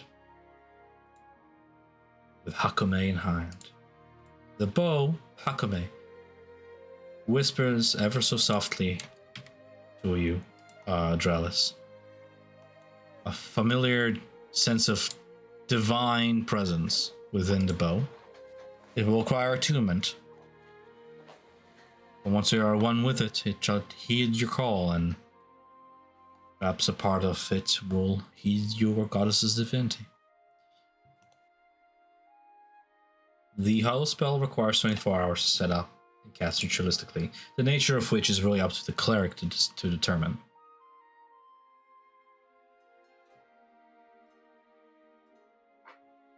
This would be a chance for Dralis to shine, to have a character moment. Describe to us how you wish to set up the hollow spell to undo the curse of the dragon upon your group. So he would set up as much of the curse artifacts and stuff that we have in the 60-foot circle, and then like spread the incense around in the circle, muttering a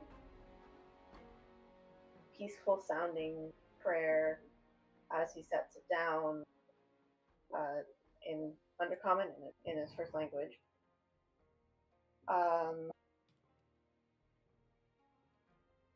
As he does this, each of the pieces of incense will light and start to smoke.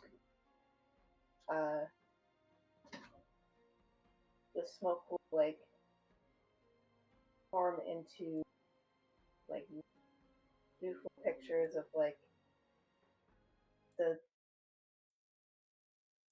basically how you would imagine like a dragon's curse would look in symbol. Be doing that. And then when he finishes laying out the incense, his prayers will get louder and a like beautiful purple light will, like ignite all of the incense more, and the curse will be gone. As you feel the dragon's hold loosen its grasp upon you, that ever-present tingling upon your skin, that static has lingered for the past few hours, alleviates off. Exhausted, Dralis drops onto his knees, I would imagine. After 24 hours of work, the spell is no small feat. Dralis suffers 1 point of exhaustion at the end of this, but the spell is lifted. Actually, roll me a Constitution saving throw just to see if you can push yourself. If you can, the spell will succeed either way, but it's just a matter of how much your body can take the toll of such a spell. With a 23, absolutely sticking to your faith in your goddess, in the ways of the new church you have found on the surface. You call upon her divinity, and though the usual mortal cleric would collapse, yeah. Sorry. Where one would collapse onto their knees, Dralis finds himself reinvigorated by the spell itself. Elistri's dance and divinity, energizing you to keep you going, and the spell completes.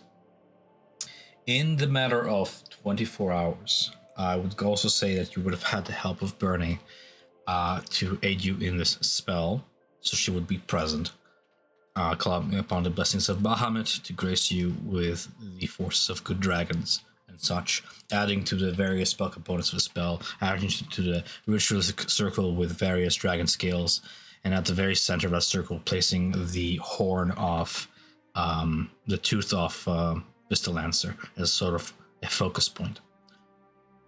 By the spell's end, you guys feel invigorated by the spell. I'm looking to see if the hollow spell has any other special effects.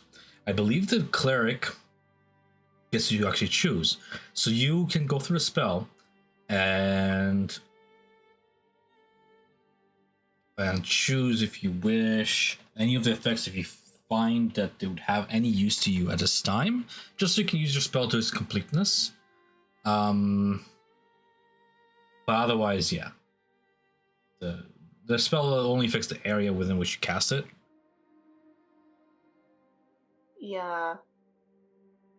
but it lasted forever.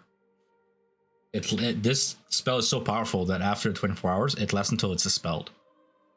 You just get to choose what that effective area, the 60 foot but under the tree, the sakura tree, does. I think I'd choose Peaceful Rest. So dead bodies in the area can't be turned undead. Nice. I'll go ahead and add it to my notes so that happens under the sakura tree. Perhaps giving more of a reason for Oni to stay in this place now that it has been blessed by a cleric. Adding to the petals shedding the wind, you can see Elestri's graceful presence linger here with a spell as little traces, like rays of moonlight, seem to cascade in between the branches of a tree downwards into its shade in an almost supernatural way. In these 24 hours, does anybody else in the party wish to do anything?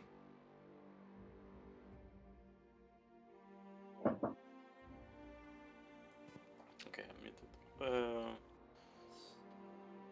yeah, like exchange some bottles for some healing potions. For the 2 remaining coins, we have 3 remaining coins. For 2 soul coins, you get a greater healing potion. That's 44 plus 4 healing. Okay, 44 plus 4. You can do that here, or you can get some of that healing tea that was offered to you by Oni. The healing tea is a little bit better if you're interested. For an equal price, it also has this additional effect of like loose tea leaf is served in like these delicate jade green gourds, intricate gold leaf patterns curling like smoke around the edges. The scent of the tea would be like calming sweet with the notes of like jasmine and herbs. And upon imbibing this warm brew, the tea spreads through you, soothing aches, easing pain, mending wounds. In addition to the healing of it, it allows you, like if imbibed as part of a long rest, your exhaustion is reduced by 2. Okay, I'll take the tea then. Okay, cool. If you need it in your notes as such, I can also make it a handout if you wish, but yeah.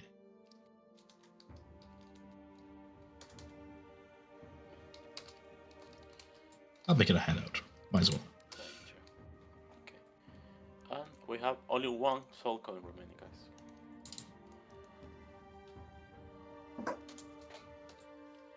Sounds good. You better save that for the machine then. Yeah, we might need the fuel.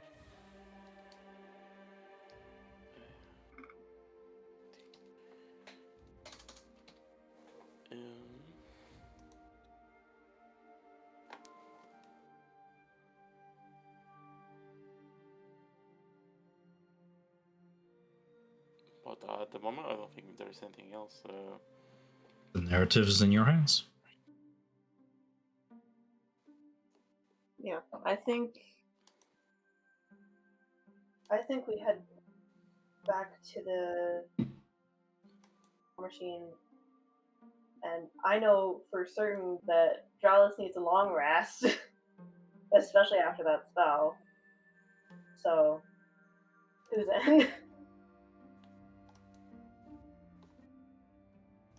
mean, assuming we haven't had one from before, definitely. Where do you wish to long rest? Yeah, you wanna rest again? For us to rest, right? Did we rest after the whole thing with Avius Creek? I don't think we did. You traveled right away. Yeah. I mean, you did not, we did. Like where you while you were chanting, Fen Yeah, and you I guys were playing cards. while I was working on the spell. Relatively 4 hours. It is impossible to rest. Just so you know, it is impossible to rest while driving an Infernal War Machine. No, I don't- He's I saying mean, we That's rested not while. what I was saying, but yeah. yeah, while he was doing the Hallow spell, Fen and I were playing cards and telling jokes, lifting the spirits.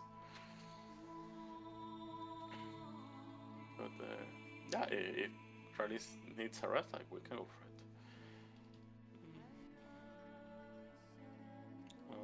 after that, I think we are good to start hitting the road into the tower, right? Yeah. Rouse is just gonna take the 4 hours, and then we can continue. Okay. Where would you like to do Wait. the rest? I can Rishoka's tiny hut and just chill in it outside the war machine. Cool. Sounds good. Until I'm safe. All right.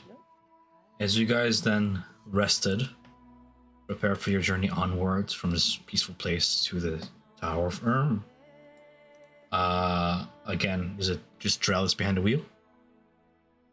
Yep. Drellus, roll me a DC 10 survival check, again with disadvantage. You are trying to find your... Survival. Yeah. 21 and another dice roll just to see if you get anything lower as you're navigating the hellscape. Cool. You have been here long enough to call upon your confidence, perhaps reinvigorated by your rest and holy experience with your goddess. I'm going to also say that throughout your rest, you would have been able to attune to your magic item if you so wish. Yes, I wish. Right. Hakame listens. So, with a 21, you... let me just go down to my notes.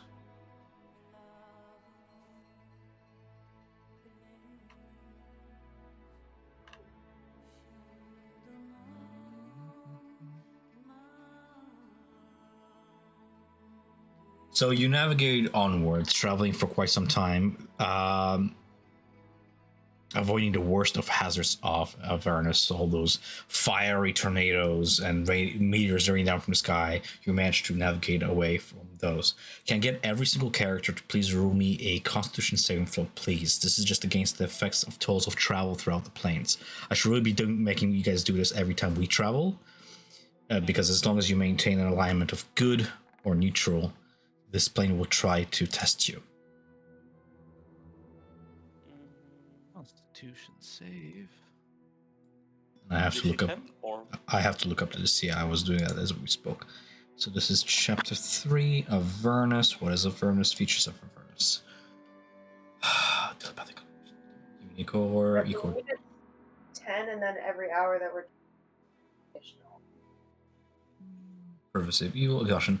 Avernus, a combination of oppressive heat and supernatural malevolence, weighs on the bodies and souls of those that are not evil. A non-evil creature treats stumble travel through Avernus as force marched and must make a Constitution saving throw at the end of each hour of travel. The DC of which is 10 plus 1 for each hour traveled. On a failed saving throw, a creature suffers 1 level of exhaustion, so the DC is 10 initially. Everybody succeeds, you travel onwards. As you continue travels, a voice speaks in the head of all of you guys in your minds. Not Gargoff's, but a familiar voice. Mordenkainen's refined, intelligent voice. Your task concludes. My patient does likewise. Come, time wanes. I have prepared for your arrival accordingly. And as you drive Drellus, you see at the final word as it echoes in your skull, the air in front of War Machine, maybe like 100 feet in front of you, fractures. A seam of arcane light slashes through space like a wound, and with a sound like a shattering mirror, a gargantuan portal yawns open, its edges rimmed in shifting glyphs. The interior surface shimmers like quicksilver, and beyond it, unmistakably through the glow, stands a familiar silhouette, the Tower of Erm. And the invitation is clear. The path is now open before you. I would imagine, do you navigate into the portal? Do you do anything else before? It's really in your hands. I think I check around to see if there's anything else, and then go through the portal. Okay. What are you looking for? Anything else? From either flank of you is the endless reaches of Avernus, the plains throughout, the burning sky above. I don't know, like people following us, or like just something suspicious, like watching us or following us. Roll me a perception check real quick. Yeah. Let me find it. Perception right there. Okay, you look behind your shoulder to just see if anything follows you. You scan the horizon for any plumes of smoke or dust, for any infernal vehicles on the ground. Nothing on the ground seems to follow you. Your eyes rise skyward, and that's where you see it. In the distance, very distant, a mile off, maybe more, sort of silhouetted against the dim clouds burning orange in the sky, is a black dot, and you see it spread 2 ligaments on either side of it. Wings. You look at it, you can't quite tell distance, but for you to see it of its size from this distance, whatever this figure, this flying creature is large. And it seems to be soaring, either facing away or to you. You just can tell its 2 wings are to either of its side. All right. So I'll make note of that and head through the portal. As you clash into the surface of this shimmering arcane, you hear the sound of shattering glass and the rush of air past you. The glow is near blinding as you pass through the portal and arrive back at the Tower of Urn in its shadow. The wizard's tower looming high above the shores of the river Styx. In time, you see infernal servants, these Yugoloths, rush your direction, keen to usher you into the wizard's sanctum, and to the doors leading into Mordenkainen's inner sanctum.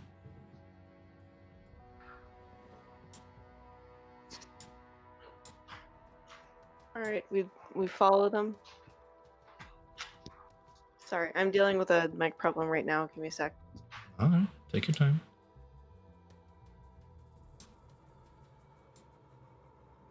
It'll be an exciting meeting. The infernal war machine comes to a halt at the base of a tower, where it looms there against the red skies of Avernus. The shimmering quicksilver portal behind you closes, whatever dark figure following you vanishing from sight.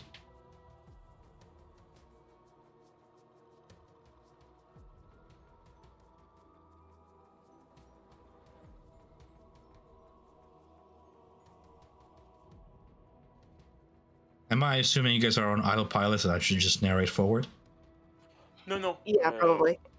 You are here, Drady. Sorry, I thought Matt was away, and we were waiting for him. I was still present. I was just plugging in my mic and starting up a new one. Mm-hmm. Yeah, we proceed. We move forward. Quite the name to meet with. With the divine blood of Uldrek in your grasp, I would assume the party would make it to the doors of Mordenkainen's tower, yeah? Yes, we might. You betcha. Past those doors, the chamber hums with arcane energy. I want to put on different music here. Some Mordenkainen tracks. The chamber within hums with arcane energy. As you step inside, you feel gravity's pull fade away and find yourselves floating amid that familiar concentric glyph rings of glowing silver rotating slowly suspended in midair. Between them, runes flash and disappear like blinking stars, each one gone before your eyes can fully register it. Then, appearing out of the darkness before you, you see Mordenkainen. His blue and silver robes billowing, his gloved fingers weaving symbols and threads of power. There are many images of Mordenkainen throughout this plane, all of them within these circular, quicksilver mirrors floating about. But the main figure that you're looking at has its eyes closed, as they remain shut, focused inwards. He does not greet you initially, nor does he look up. A low, resonant chant issues from his lips in a language older than the universe itself. Then, with a curt flick of one hand, still without glancing your way, a stone plinth rises from the floor below, smooth, silent in motion, its surface curved with 3 empty hollows. Perfect fits for the reagents you have brought here. And in a voice clinical, devoid of warmth, he finally speaks. You have the components, I have the means. Let us not waste time with pleasantries. Here. Have the blood. All the best then.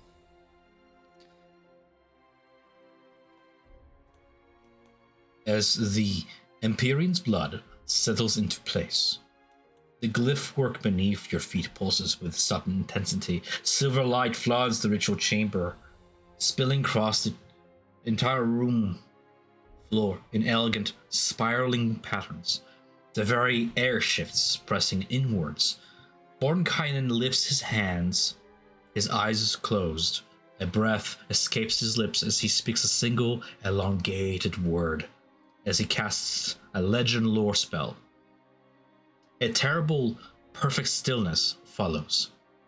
For a moment, the noise of Avernus, the groaning of the tower, even the sound of your own breathing seems to vanish.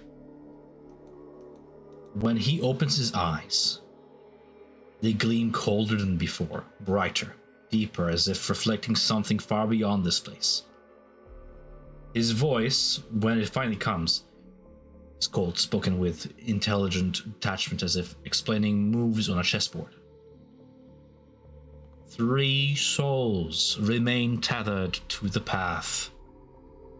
One truth lies buried beyond their ruin. Each holds a thread leading toward what you seek. In time bygone, following her fall, Zariel commanded Olanthius to build a place of rest and vigil, a crypt of the Hellriders, who fell during Zariel's war. There he remained, mourning his fallen brethren, even in undeath. Haruman, loyal to the end, his soul burned away, his purpose now torment, prowls, a penitentiary of the damned, impaling Zariel's prisoners.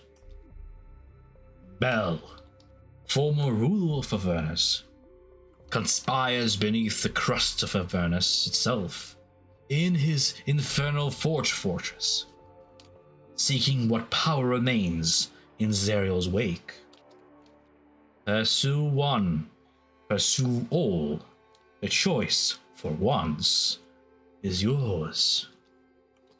To aid you, I shall bestow you with an instrument to guide your path. The ritual light fades slightly. Mordenkainen lifts one hand and draws a complex sigil in midair, the glyphs lingering, glowing white gold before collapsing in on itself with this sharp flash of heatless fire. In its place, hovering, is a small, intricate crystal orb, no larger than a clenched fist, suspended within a cage of celestial metal.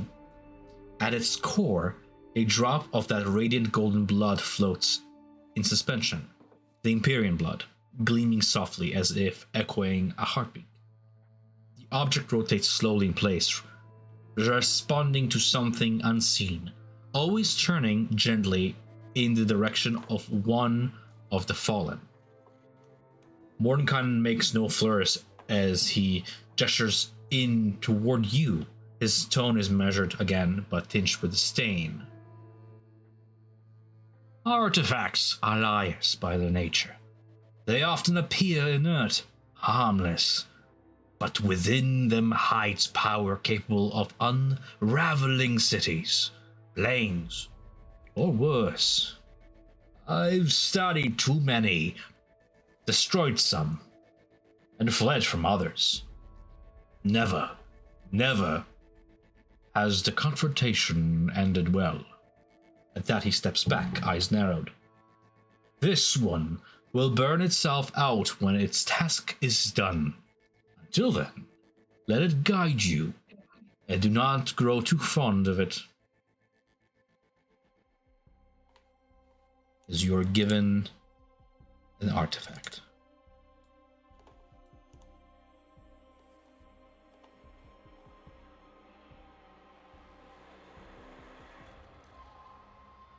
Pretty.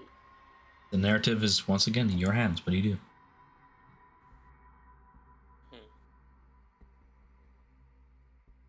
Well, I think our best lead is find Olantius.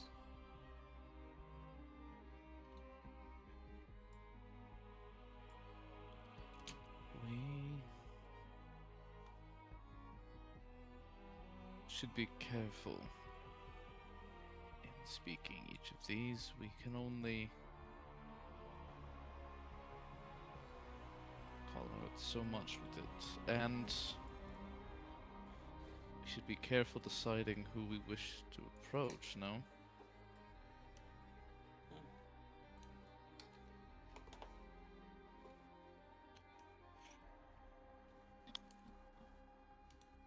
What's your thinking?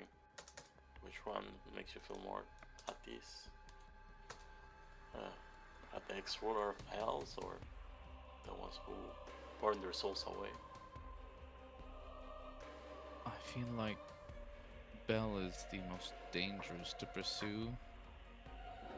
He did ask of us to bring the rods to him, meaning he has a plan for them.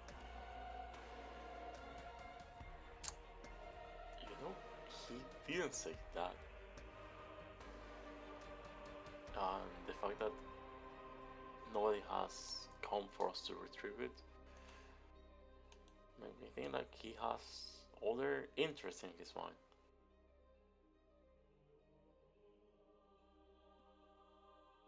Perhaps he might. Dralis,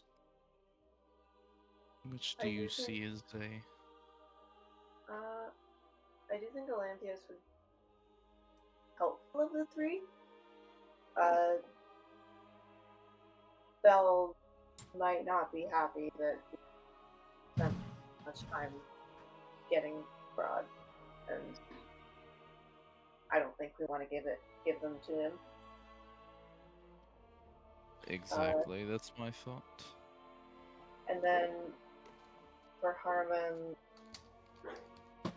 I don't think he's going to be very nice to us. I mean, none of them will be very nice, but I don't think he'll be the most helpful, you know?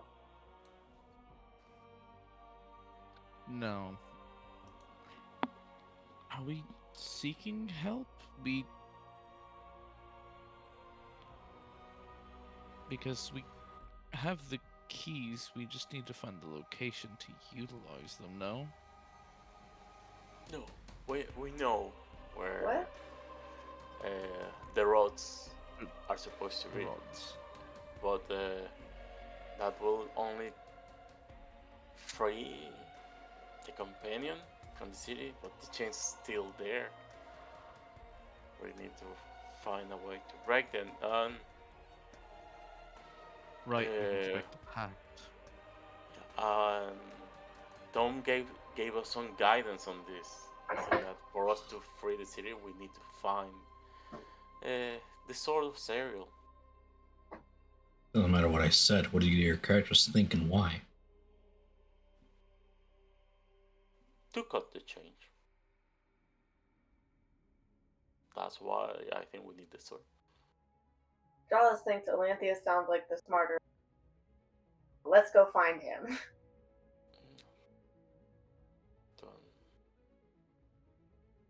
He may still Likewise, have some I do part think of he would be. to Olantius then.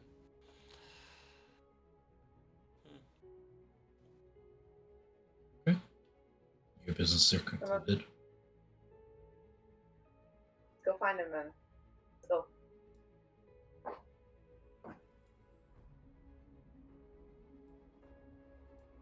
We push onwards then, fast forwarding in time once more. As you guys follow your quarry following the compass, acrid smoke curls around a barren hilltop like a funeral shroud ahead of you. You eventually arrive at your supposed destination according to the compass.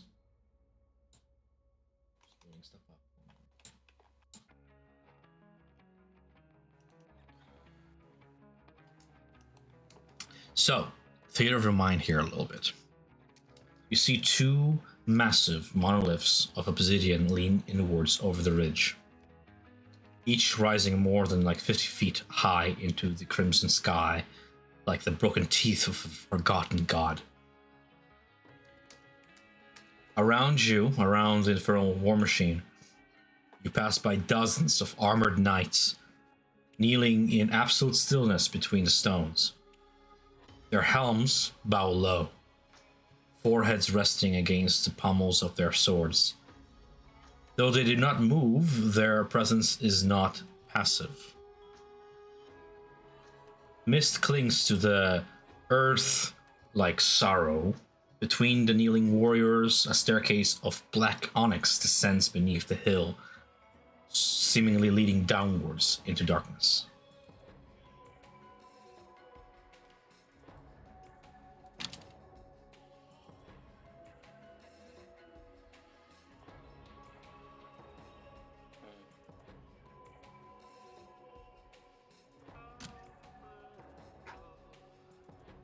Seems Olympius is most likely deep below.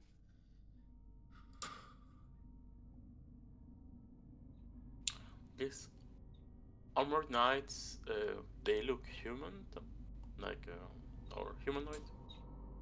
You wish to descend off the infernal machine, inspect them closely? Yes. From a distance, they sure do. You watch as Hector dismounts the infernal war machine, walking close. You see the armor is centuries old, yet preserved by infernal energies. Beneath the visor of one, you see a hollow skull stare forward, still locked in its kneeling position, sort of pose. Either bound by oath or curse, you're not sure. Checking at the sigils in the armor or the shields is Hellriders, or has nothing related to The armor bears insignia of Zerial's original Hellriders slain during the first incursion into Avernus.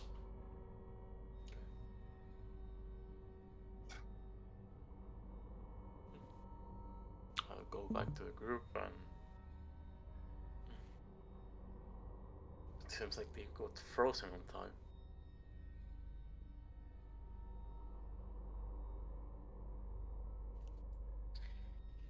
You know, I assumed more of a tomb rather than a statue garden. But perhaps that lies beneath the stairs here. Yes. I shall get ready.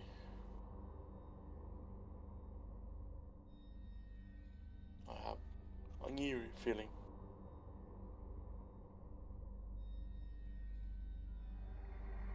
You said Tralis? Lulu? Lulu is eared as well, frightened by this place, especially the remnants of holy soldiers that she calls from memory. But she's as ready as ever, floating by your side. Do you remember this Olantius, Lulu, when he was in life? I do. He was a valiant knight, full of purpose, religious fervor. He served his city well. Amid the circle of the first knights of El Terrell, general of Zerial's army. I remember the glow of his radiant sword as he led charge into that infernal fray. He was among the last of us to stand. She says she recalls how he was the last to flee. He never fled. He was the last to stand while others fled, rather.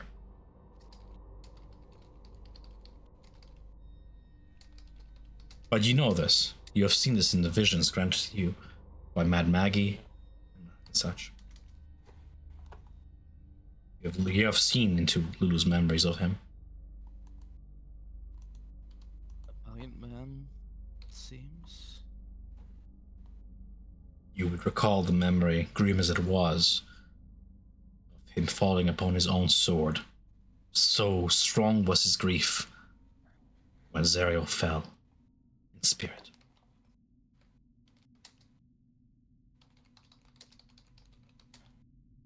Let's make our way down the stairs. At the bottom of the steps, you see stand a pair of enormous basalt doors. Their seamless black surfaces engraved with a single relief. It's a knight and a devil locked in combat, their blades clashing in a frozen moment. The doors here feature no handles, no hinges, no keyholes. Only stone and the sense that something far older than magic holds them shut. Hector, as you stand before the sealed doors, something stirs deep within you. A silent instinct, urging your hand toward the stone. I follow through. The moment your fingers brush the basalt, the doors begin to groan. A strange pressure lifts from your chest as the crypt itself has acknowledged your presence, not as an intruder, but as one of its own. Though it may bring you no pride, I will ask you, Matt, to please mute yourself if you have stuff going on in the background. Just for now. Yeah, sorry. It's okay. Though it may bring you no pride, the blood in your veins, Hector, are that of a Hellrider. And the words of Elturel's creed resolute rest upon your lips, awaiting to be spoken. Okay.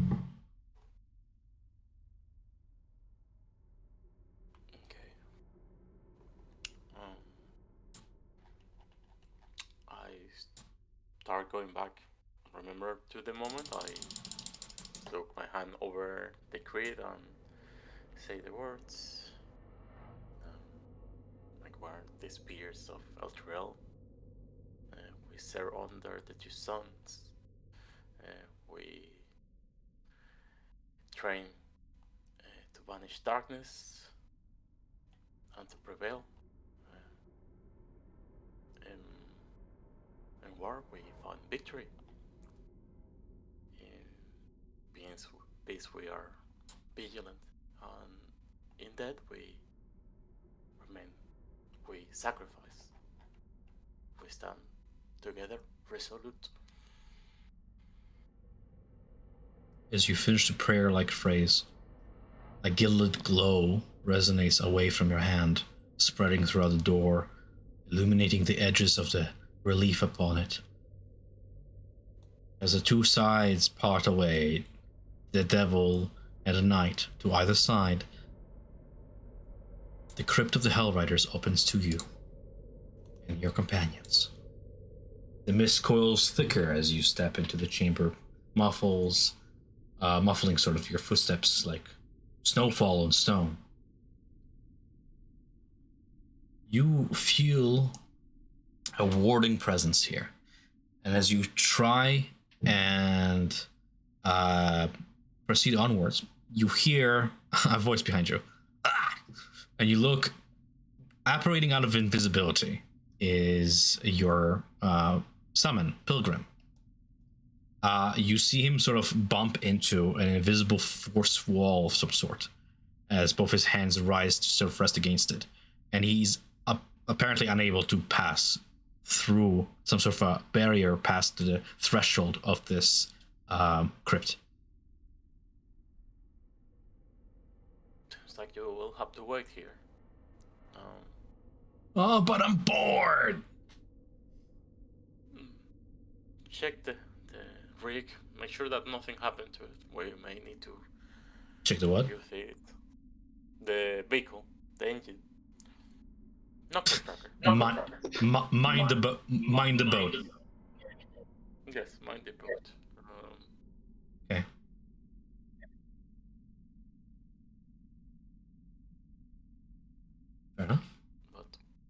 proceed. Tom, can you give me a dark vision, assuming Dralis will share it with me? If not, source of light. I'll cast light. Choose. Yeah, I'll give you my eyes of night, Hector. Sure thing. Eyes of Night. Dimming 150. You should be able to have dark vision now.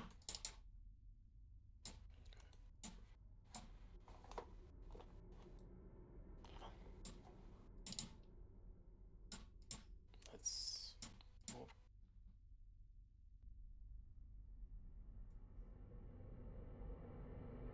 The hallway descends downwards cold into a T-section after the right and left.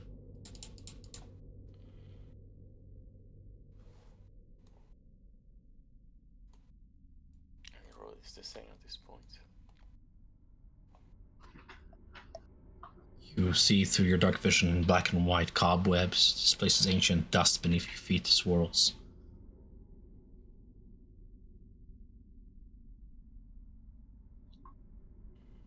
Navigating the eerie darkness, you come upon a funerary chamber. The mist grows thicker as you step into it. Dozens of tall iron burial urns are spaced with reverent symmetry throughout this hall. Each is engraved with a noble coat of arms. Sigils once proudly carried by the Knights of Elturel. Along the walls, polished swords, lances, and shields rest on ornamental racks. Untouched by time, yet never again to be wielded.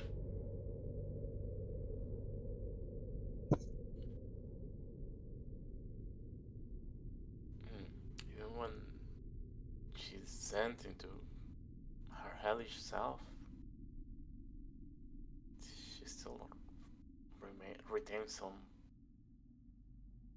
honor for the ones who fought with her, I guess. Why else commandeer this tomb?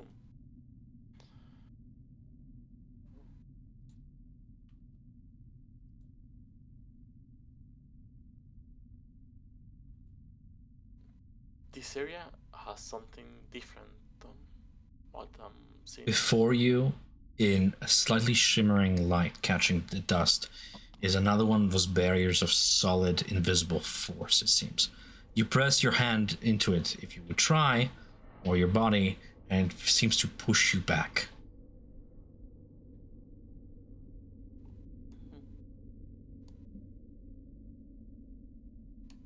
What could be there? Maybe we should check it later. Unless you have one idea on how to pass around it. Look at my party.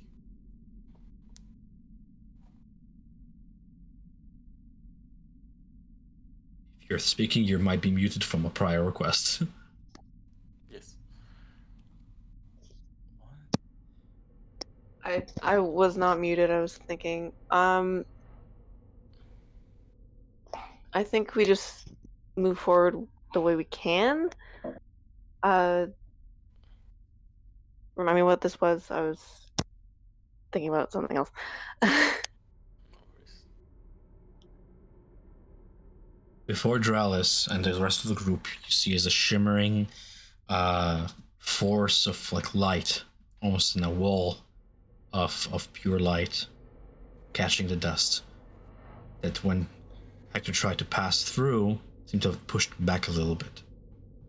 A cold wind stirs amid this mist. All right. I think watching Hector not be able to pass through, I think Dralos would like want to poke it, continuing his little leap of faith with his hand first and then the rest of his body. Your fingers are repelled away ever so slowly as if being pushed off. Okay. We can continue the other way and figure that out later.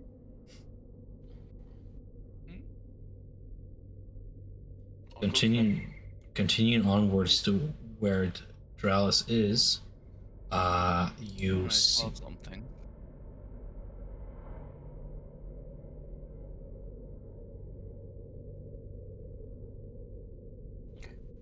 I don't want to interrupt anybody. Yeah. No, that's fine. Okay. You pass by recesses in the walls. They hold these iron barrel caskets. Each casket has a single healthy rose, red in color, resting on its lid.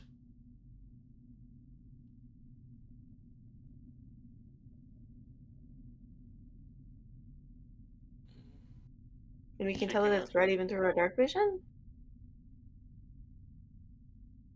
No, you assume it's red. Okay. I was like, that's some cool shit right there. You know what? I'm gonna flavor it. Yeah, this place is eerie. It's a crypt. It's red even through your vision. There's magic to it. Cool. So, checking out those flowers. Is there any scripture on them? What was the first part of your sentence? You're shaking off the flowers? No. Looking at the flowers. Are Oh, there checking. any scriptures? Checking, yeah. Well, each urn, as described before, contains the coat of arms of one knight or another of Elturel.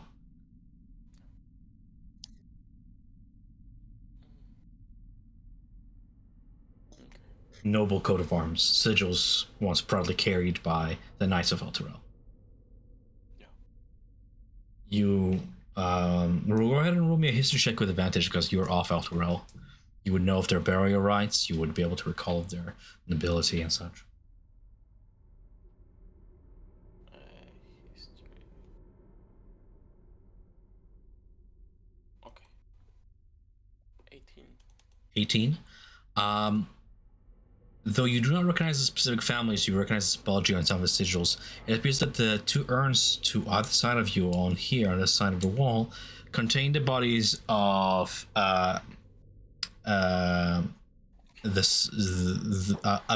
ancient order of clerical sisters serving the god of light and sun, the morning lord. Clerics, nuns perhaps of a time bygone, are buried to one side. To the other side is buried one commander.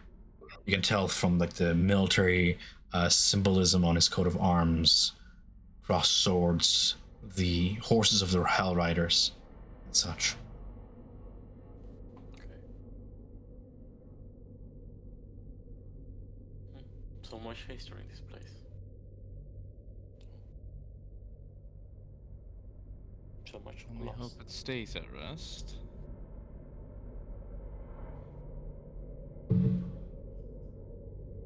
Oh well. Onward we go.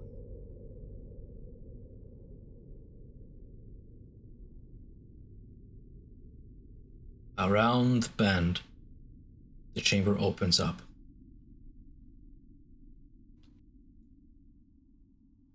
This is... You see at the far side of the room an iron urn heaped with human bones squats in an alcove. At the other ends of the hall, on the wall nearby, there's a carved relief that shows a column of mountain knights charging through a portal into the fiery hellscape.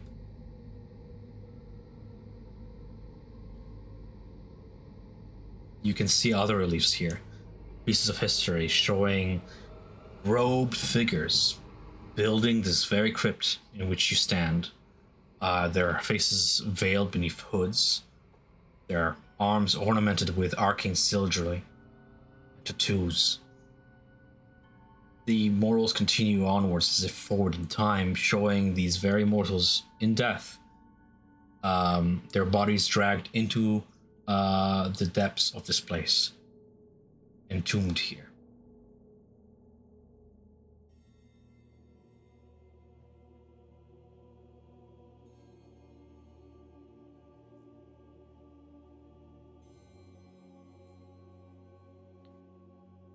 Which hall do we go down, gang? We should keep holding this wall so we don't get lost at some point.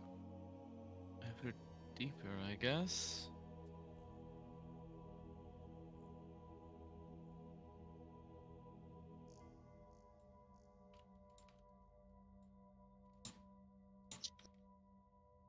Past a cobwebbed hallway around the bend, you come upon another one of those funerary chambers. Cold wind stirs the mist at your feet. As you trance past this holy place, from one of the urns, wisps of pale blue light rise like smoke. Slowly they gather, coalescing into the armored forms of several spectral knights. At the head of them is one. You see its form features a solemn face etched in pain that time could never erase, and it speaks in a voice ever so ethereal. I see you, witness you. Do you see me?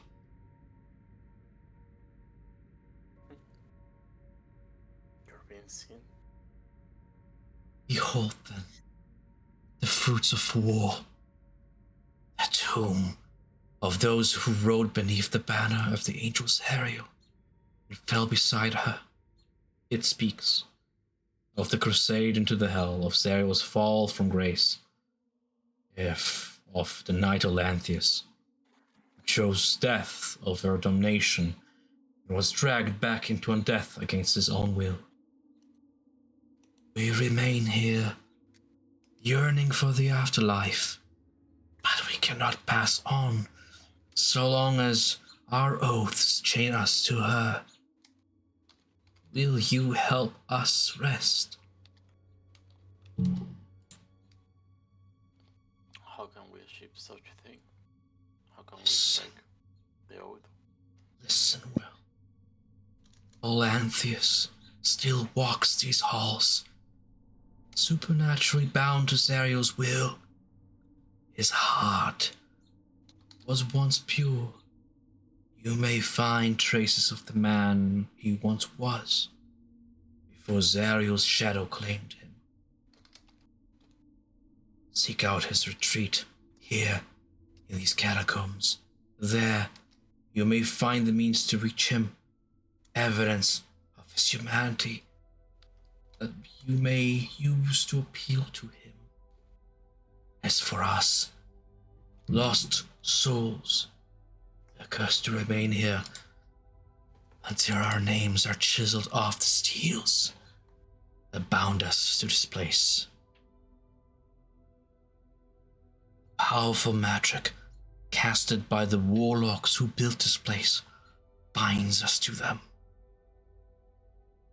Find their circles, purge them away, and chisel away our names from the steels.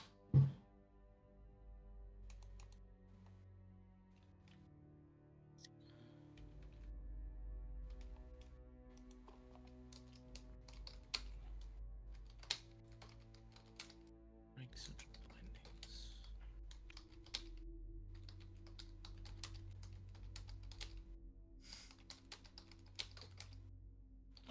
Easy task, but well needed.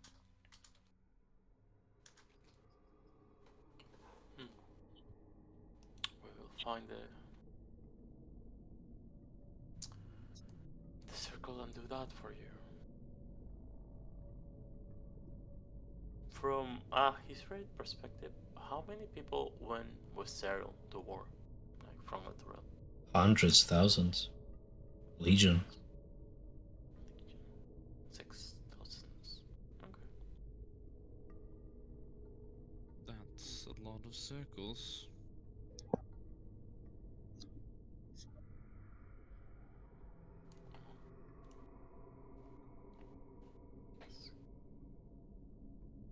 What's your names, fellow?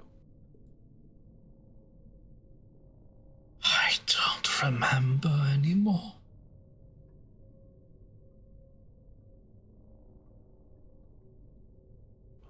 I'll do the possible to give you rest to you and your brethren.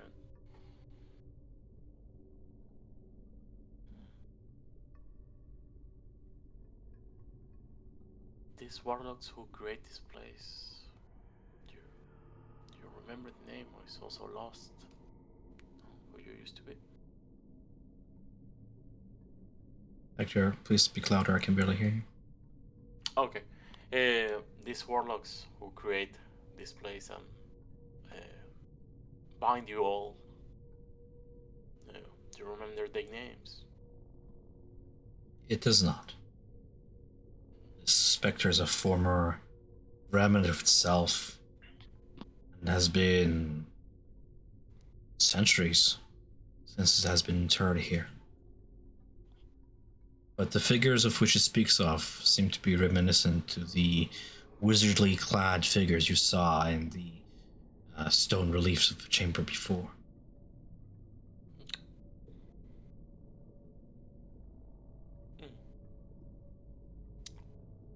You could travel with us. See how your liberation by yourself. You have to be dwelling here alone. It is an eerie presence, cold as you approach it, horrifying to gaze at. But should you wish to have it linger about you, it can haunt. For a time. For a time then.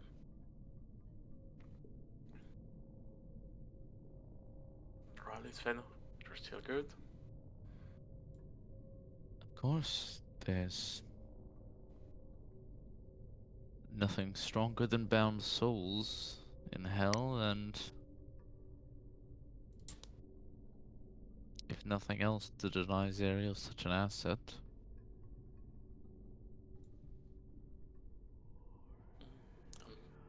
I'll look Right. at Lulu and say to Lulu, stay close, don't be afraid.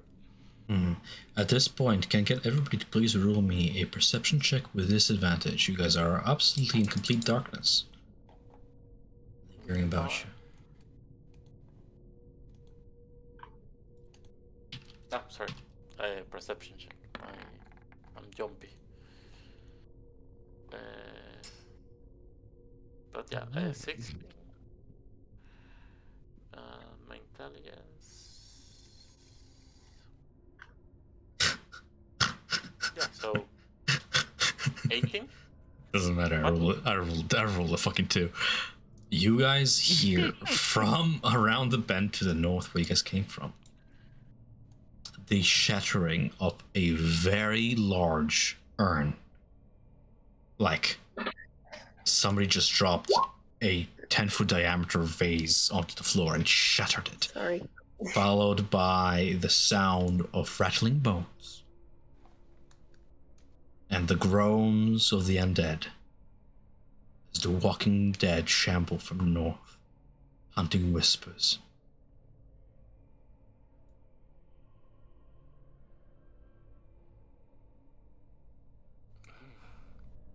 We should start moving fast. They're coming.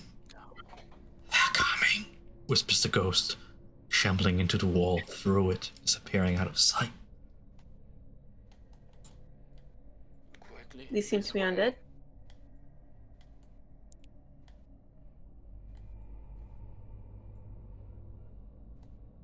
So, are we moving, guys, or we're staying put? Are we avoiding them? No, we can move. Sorry. Okay, so yeah. I mean, talk to me, tell me what you guys do. Yeah. I think quietly moving away from them, probably. Yeah, roll me yeah, stealth. okay. Trying to get the fuck out of there. Okay, stealth. Mm-hmm. Hector, stealth with disadvantage because armor. Oh yeah, that's not a disadvantage for me. So it's a 21 then. For 14. taking the first die.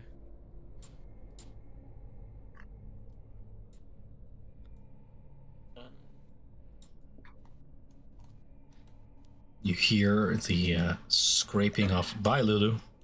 You hear I'm sorry. the scraping of like a clawed hand upon stone walls. coming from the north where you guys came from. More of those shambling noises. You guys proceed onwards to the next chamber. More burial urns.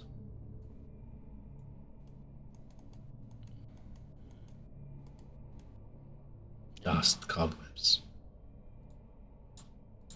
And seeing as we're being pursued, now if I do a light, that's worst.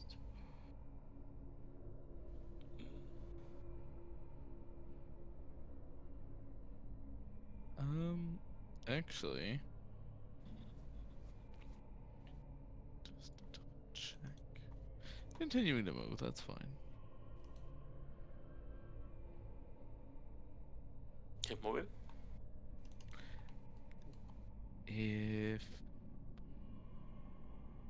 I mean, we might have to make a stand at some point, but for now, I'm fine with moving.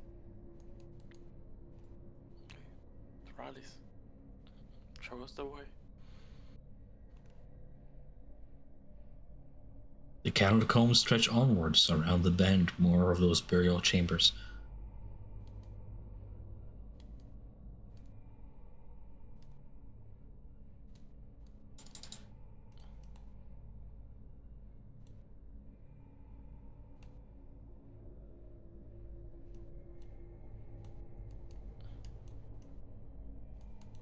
The narrative is in your hands, guys.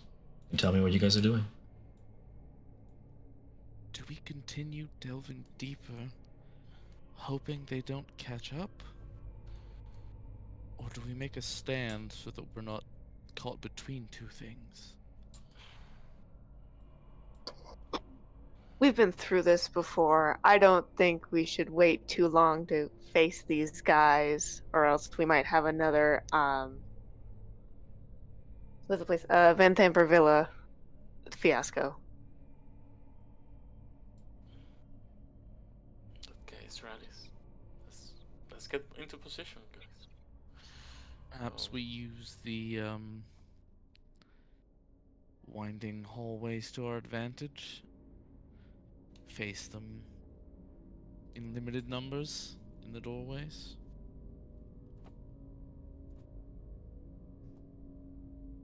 You mean like guard each door? Yeah.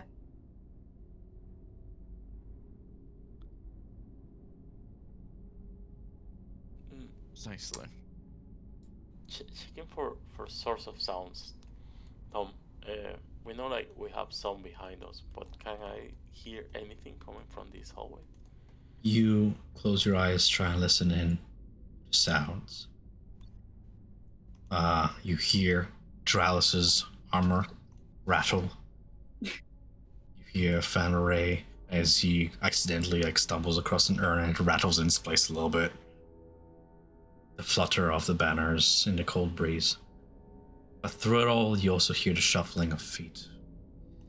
Your keen senses picking up. Go ahead and roll me perception. Sure. Perception. 5. 5. You can't tell how many of them there are, but a small horde of shambling things scraping their claws against the walls, or otherwise muttering in a language very old. This is an arcane tongue you don't recognize, but you don't know the words of, but you can recognize to be an arcane tongue. So it's like like it's very ancient and whispered throughout this chamber. And as whatever presence is carrying its voices from the south, you can feel that cold wind, increasing coldness as they close in on you guys. And you can't tell how many of them there are, but it's many. At this point, as you listen in, they're probably at the last chamber where you guys have just exited from or approaching there.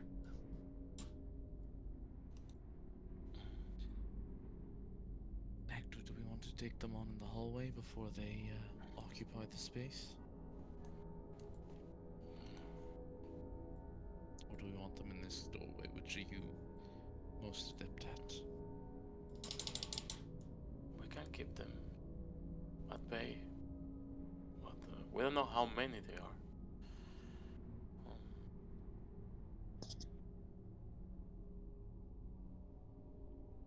If they're undead, then I can summon my turn undead and make it a little bit easier on us.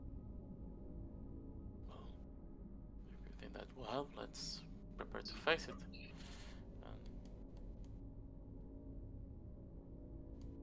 And if their CR is 1 or lower, then they're just dead immediately as soon as they fail the check. Hopefully. You guys are taking your time trying to form a plan here. At this point, Hector, even with your 5 perception through the darkness, you see a clawed hand. Its blackened fingers curl around the corner here, and you see the gaunt face of some undead creature turn the corner. It looks onto you, and with wisps of purplish, foul necromantic light spewing from its maw and open throat, it whispers at you, pointing a finger. Defiler!